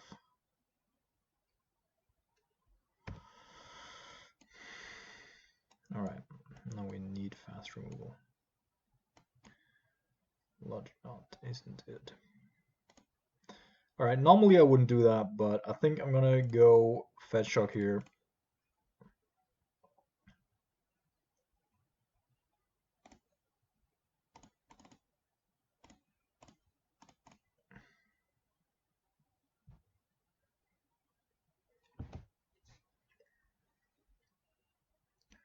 So that's our only out here, that our opponent is actually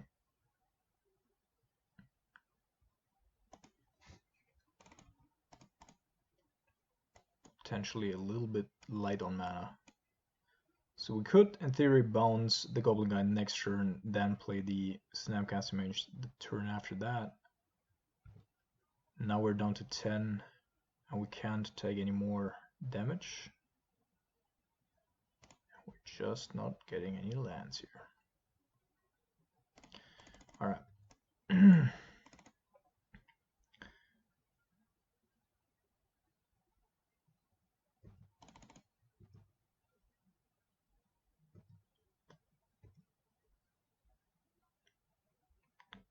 Taking the trigger here. Oh my goodness. So Icefall is actually not too bad as long as we at some point find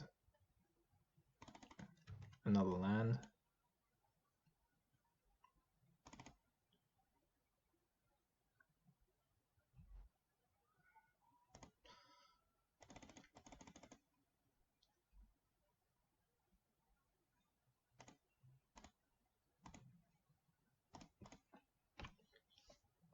Yeah, I think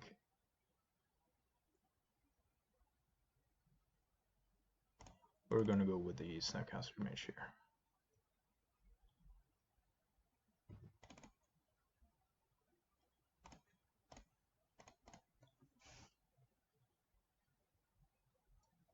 For Storm Golden Guide, lol. Tybalt. We're gonna go after the Lava Spike here.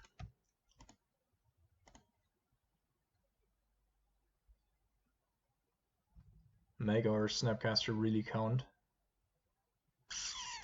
That was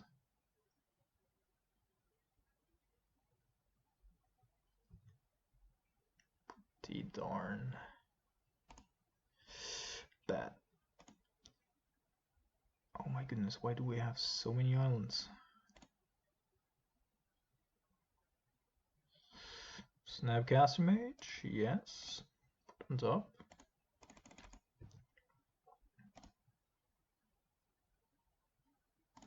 And attack. So he's got one more Boros Charm, one Lightning Helix. I think these are the 4 cards that he still does have in hand. Ah, come on. That was major unlucky. That is major unlucky.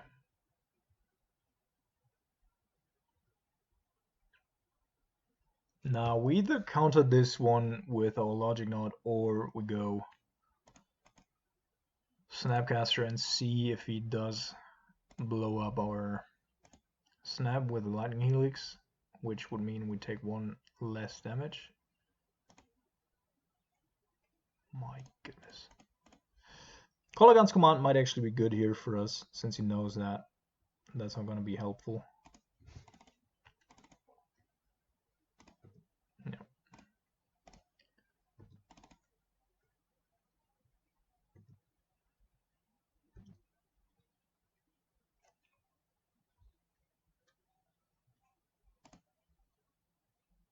Another Boros Charm? Did we know about that?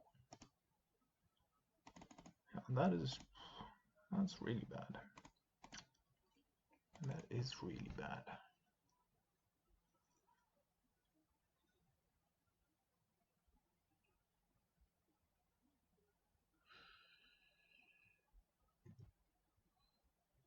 Okay. So what I'm trying to do now is I'm gonna go and not take the Kolaghan's command to somehow enable our Ricefall to get a 2-for-1 there and then have a counterspell up. Okay, close. Okay.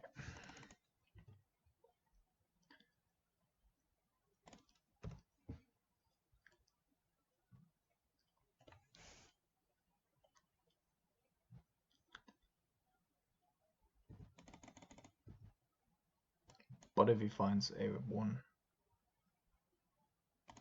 a Rift Bolt.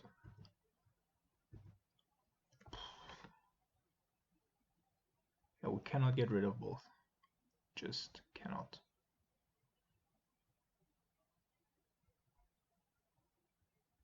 Not with what we have in hand.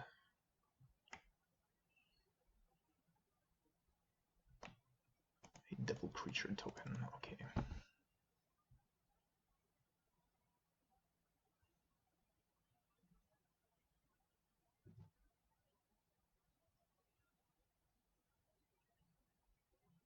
It's all not enough.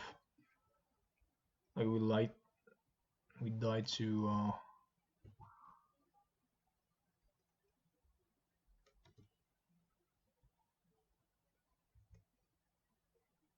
lot of things there.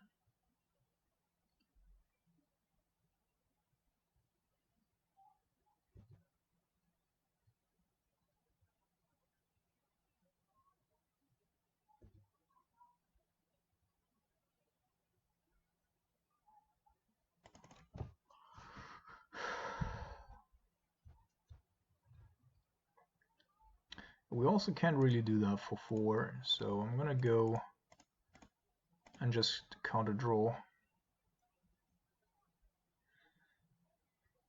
Should of course in response here just go with Lightning Helix, otherwise, yeah.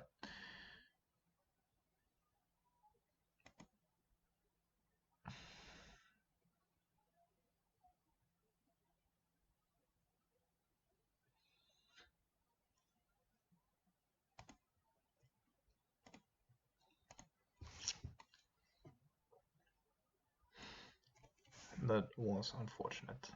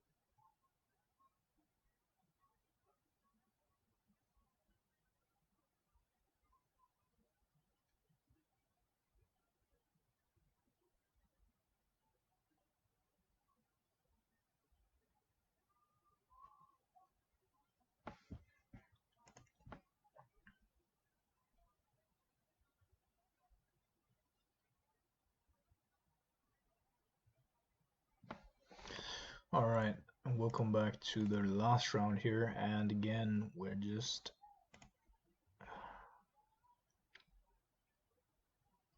None of this is really great.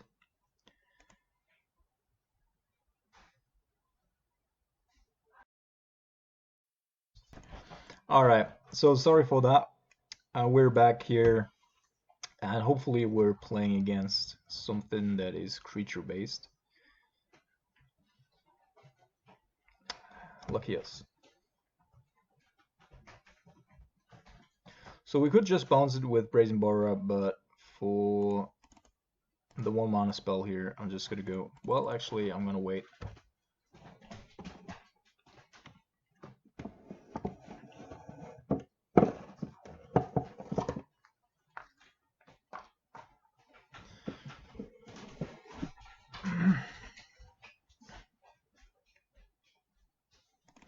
There is the Arbiter that of course we can't kill right now, but we could bounce the Giver of Runes and then kill the Arbiter. I think that's better because otherwise we can't get rid of that one.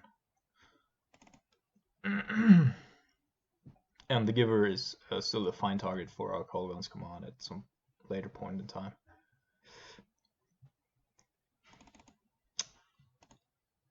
So terminate before it gets out of hand.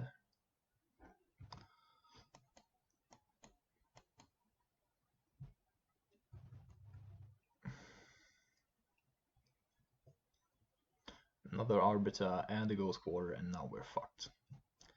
That of course is the worst possible anything here. Fuck. it. Well, our opponent also doesn't have a whole lot. Yeah, I think Thalia is the only correct choice.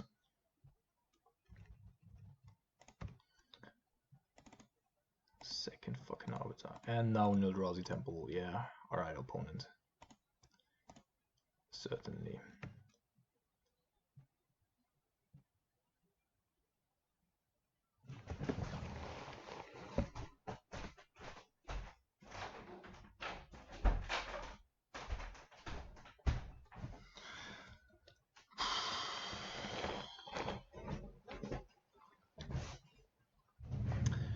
Alright, that's it.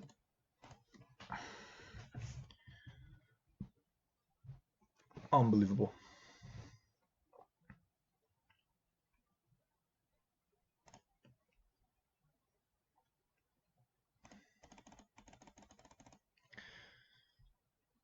So Grim Lava Mance is coming in.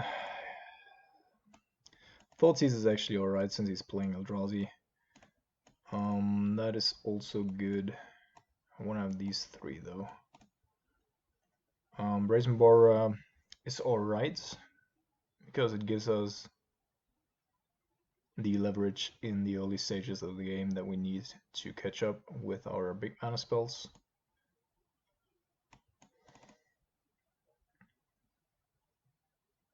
Yeah, I think I'm gonna cut to Cryptics here. Also to not be too top heavy.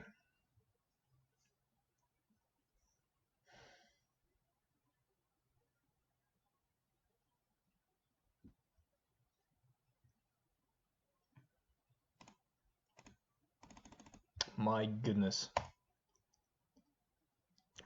And this is like...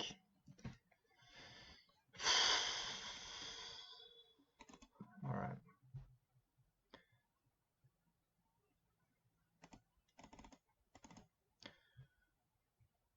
One Inquisition and the Brazen Boar, and then we're just trying to ramp to what Kali does.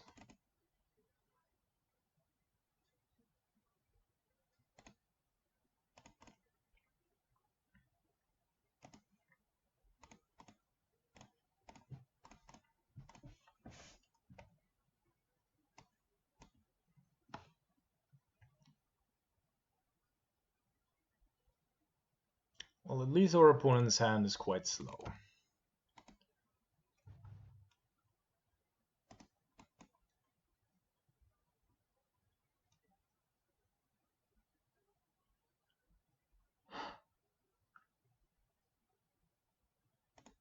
So I'm gonna opt here right now. Lightning Bolt is quite good. We can find another land. The Thalia wouldn't be a problem. So this is coming in. He didn't find another land.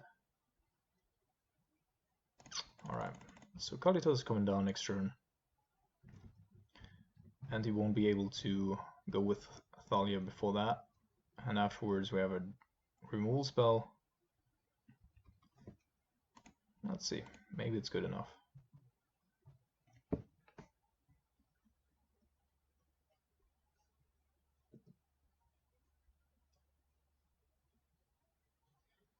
Thalia. Yep. I'll let her live because that prevents him from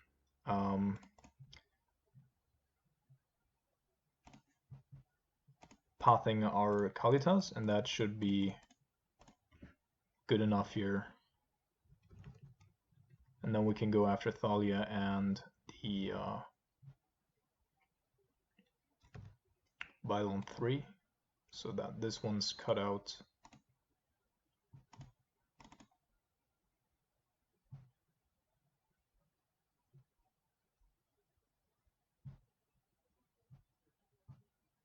I'm gonna let that Thalia here live as long as I can.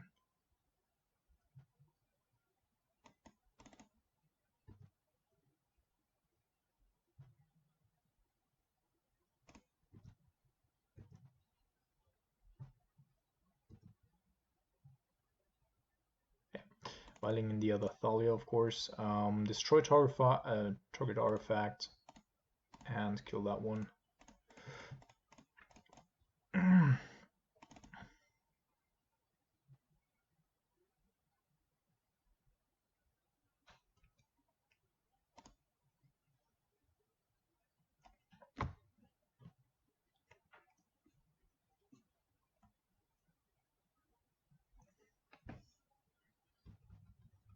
And now our opponent is, well, not doing a whole lot here.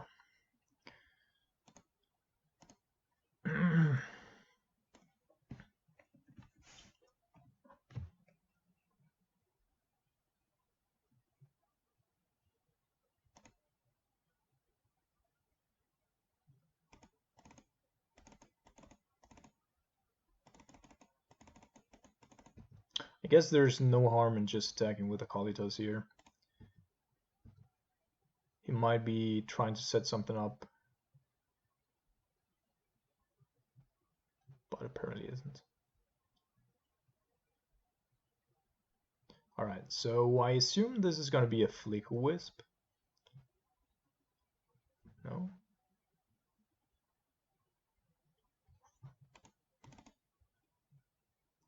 Then this probably means that our opponent is indeed, or does indeed have a path in hand.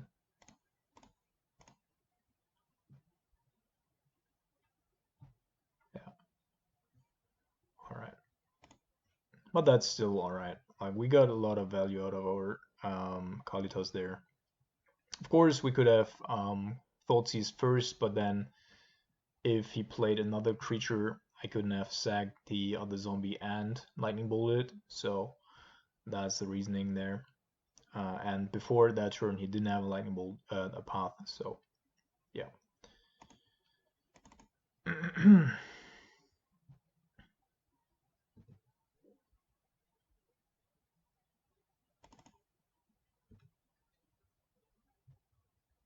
And he does have another Thalia as well. Interesting. So I think, how relevant is the Thalia here?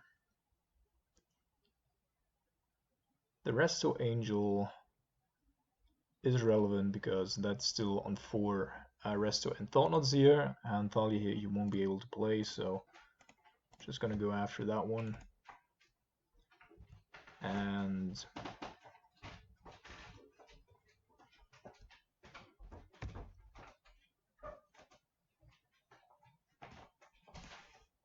alright, Thalia's back, which is slightly annoying.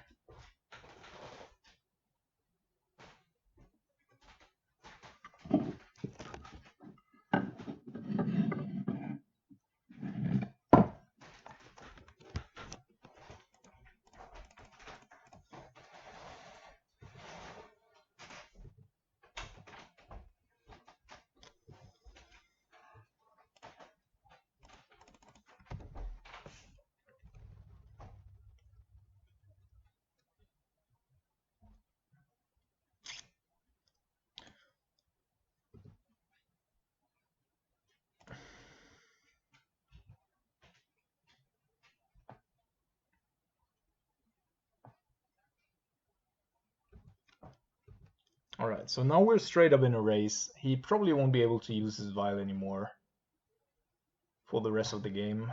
Our Logic Knot will provide a little bit of protection, but potentially not enough.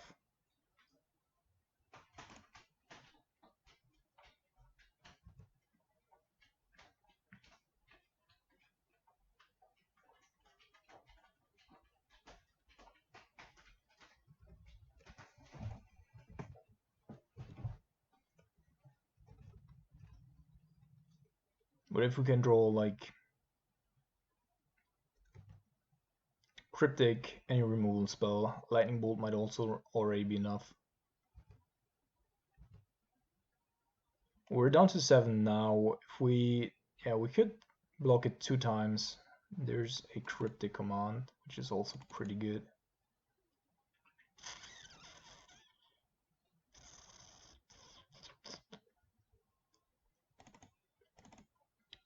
Yeah, that's what I'm probably gonna do here.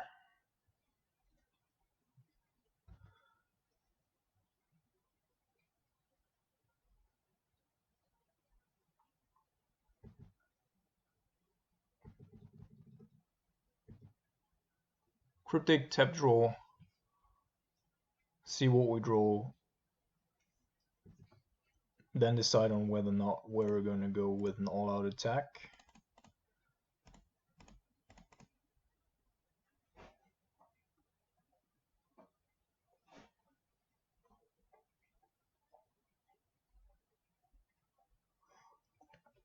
Or, so now we have 10 damage accumulated here. I thought not, yeah. Oh my god.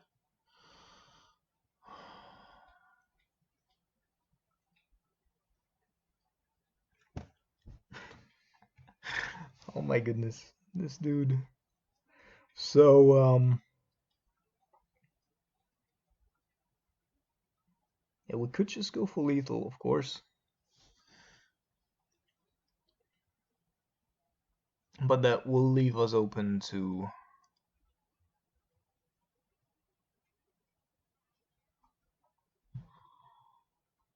I think we have to be risky here. We have we have a lot of really good draws, and therefore even a Brazen Borrow would be a good draw.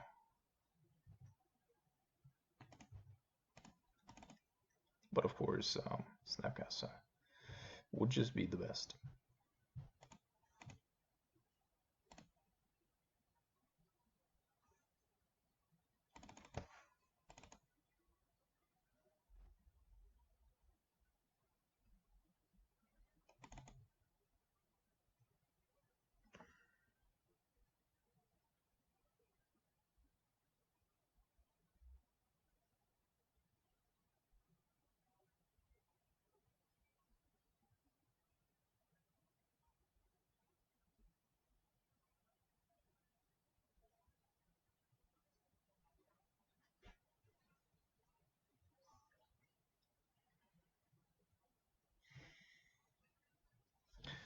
So,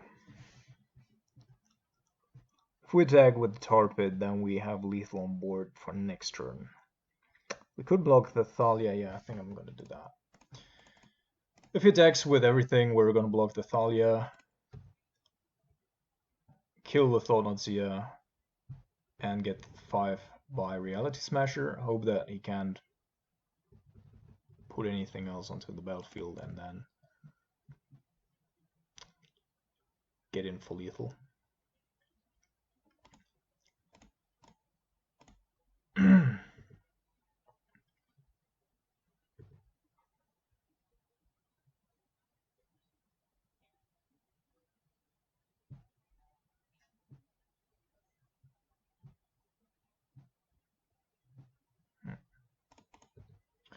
Alright, block here. Kill the Thought-Knot.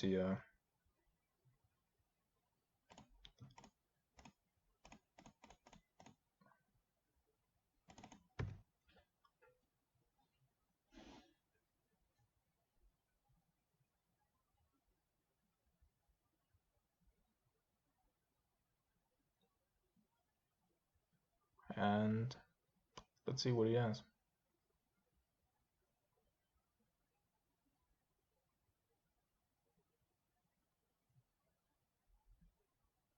He has Path.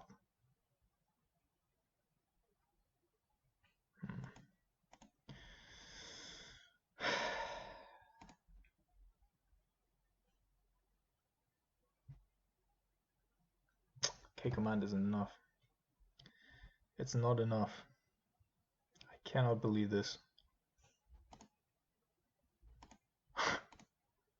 We do not have a creature anywhere but in our exile.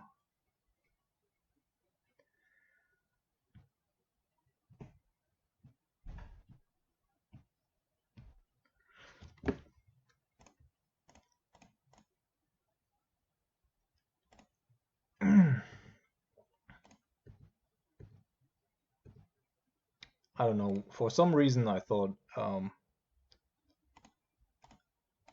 that our opponent was actually at 6 life. So I thought we needed a bolt there. But this, thankfully, is good enough to fight another day.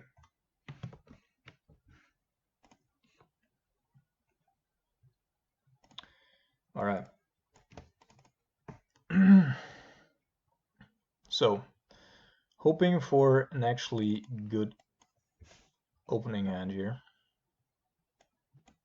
Although I'm not sure if I want to have Ricefall in this matchup. I think I'm going to get rid of Ricefall and get a couple more Cryptics in.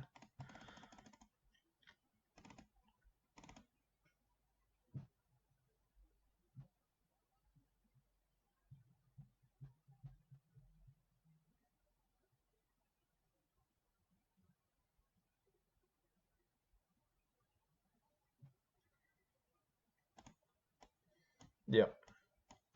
It's not a perfect hand since we don't have any removal, but it's enough to keep it and not go into a straight mulligan.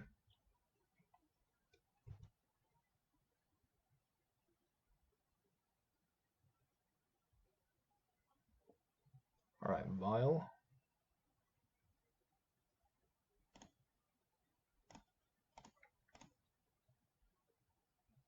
Rest in peace, nothing thought not see. Yeah, alright, so we're going after the rest in peace here, and now we smell blood. Like, we can deal with the Path to Exile at some point, and he won't be casting anything anytime soon of any relevance, at least. And Kolaghan's Command might also come in handy. Perfect.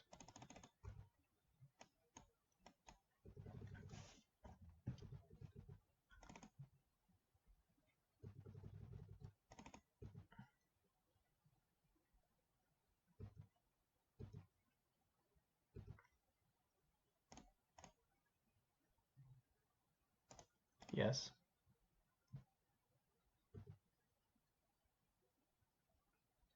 The only problem now is that we potentially get caught here by, by a Leonin Arbiter, but he would have to have drawn exactly that and nothing else.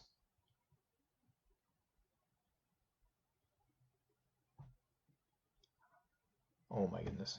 There seems to be something. Okay. So it's up to 3, so I don't mind anymore fetching here. And now we have to decide on whether or not we want to have Cryptic up. And since we're destroying that Aether Vial here right now, I think we're going to go with a Steam Vents over the second Black Sword, since Kalitas is still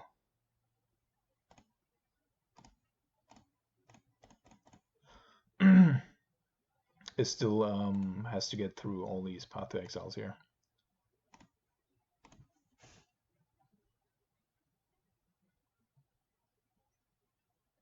Perfect. So now our snap could, in theory, go after. Yeah, we're going to do that. After the Thought-Knot Seer.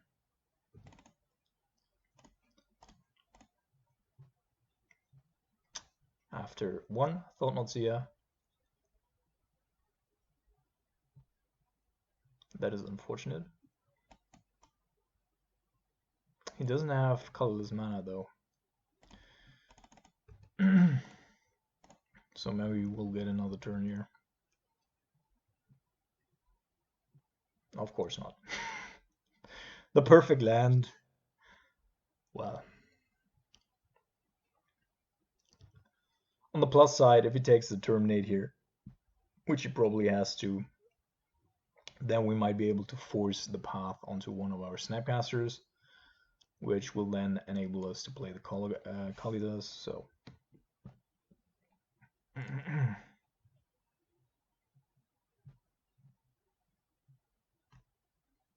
Blast Zone. We'll be alright at some point. Before this game is over, Blast Zone will do stuff. Yep, we can get rid of that one. Let's see if he attacks. Nope. Being cautious here. And rightly so.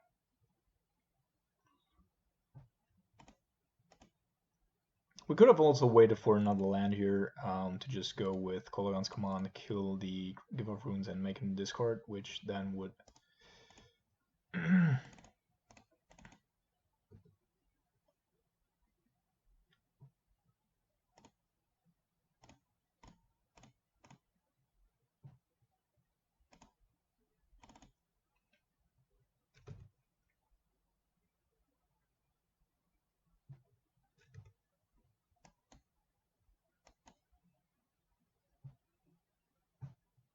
Yeah, I don't want him to get his Thornonsia through here.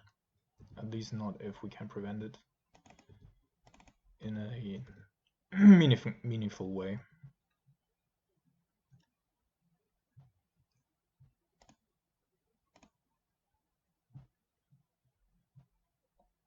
Another Eldrazi, sure. Nothing that we can do about that.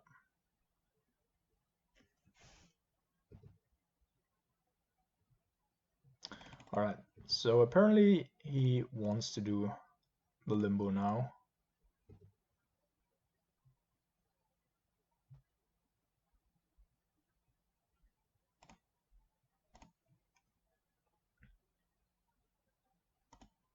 Potentially to protect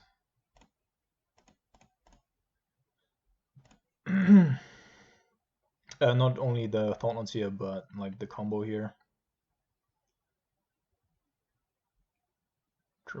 Terminate is pretty good. It's good enough though. Like we're going after the Thought in the hopes that we draw another land here, either a blue or a black source. Get neither nor, but next turn we have two pretty good targets here.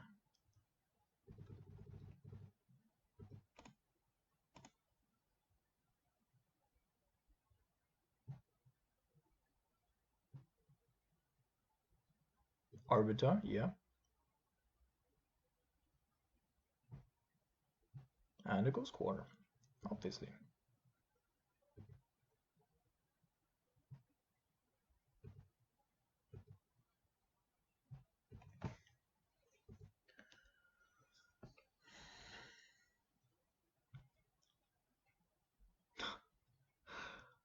Oh man.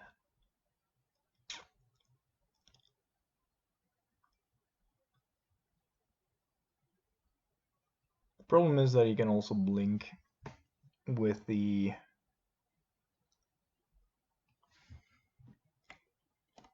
Eldrazi Displacer. So if you blow the Blast Zone up here, he's probably going to go after one of our swamps because he knows about the Kalitas. So we're not going to do that.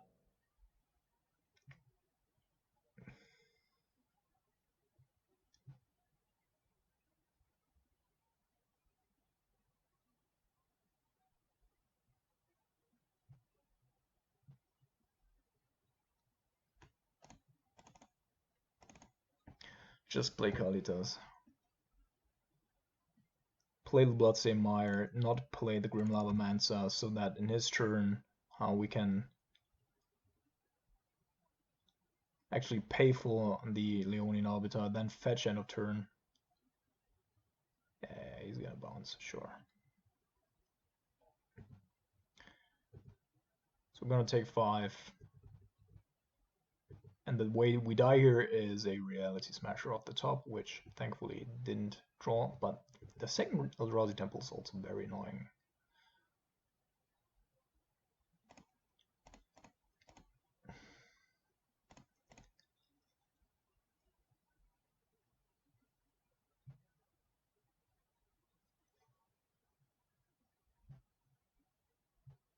So this is going to be blue-red again. And then we're going to try to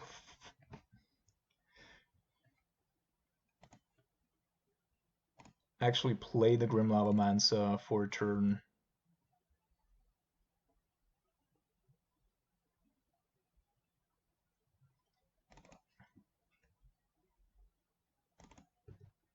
There is no harm in attacking here, since that's not going to work out anyway. 1, 2, 3, 1, 2, 3.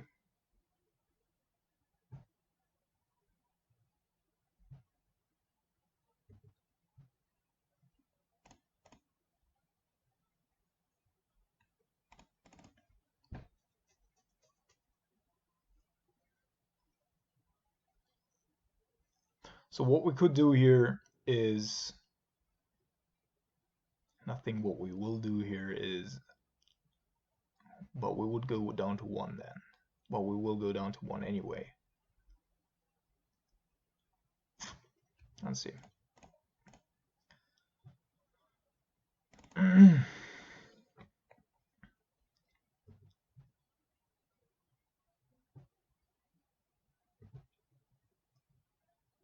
So we can either force the interaction here next turn, or we give him the opportunity to use his Ghost Quarter on one of our cards, but we're pretty safe in the sense that nothing completely blows us out of the water.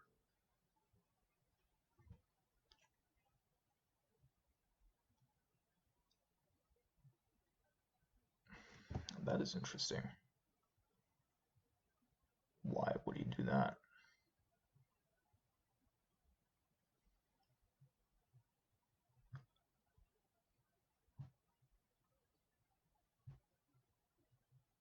I think I'm just gonna pay and then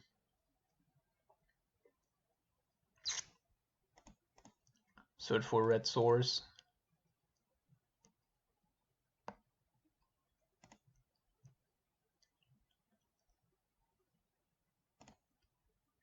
To not die to a reality smasher. And then we can next turn just go with Grim Lavamancer after the Leonin Arbiter and have another cryptic command up. Sounds reasonable.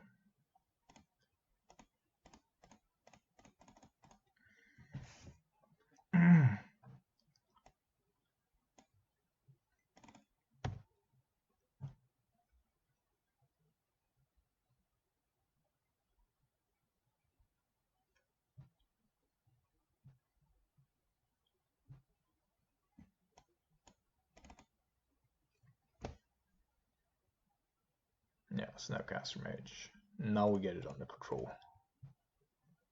Actually, we're gonna start off by snapping here.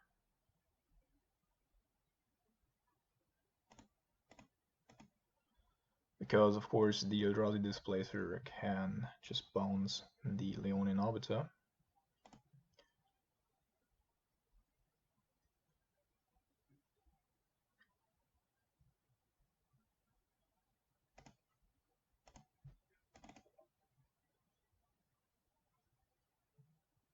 And I'm gonna do that with the Mountain here, just in case he does have a Restoration Angel. So we're really playing around basically everything. Yeah, sure.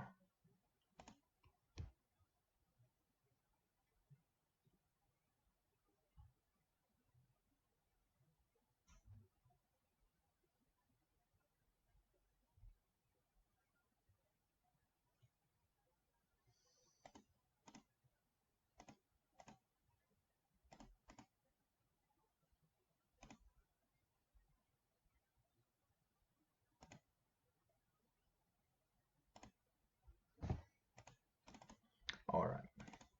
Now it's looking fine. Going with the discard spell after Thalia here, and that should be good games.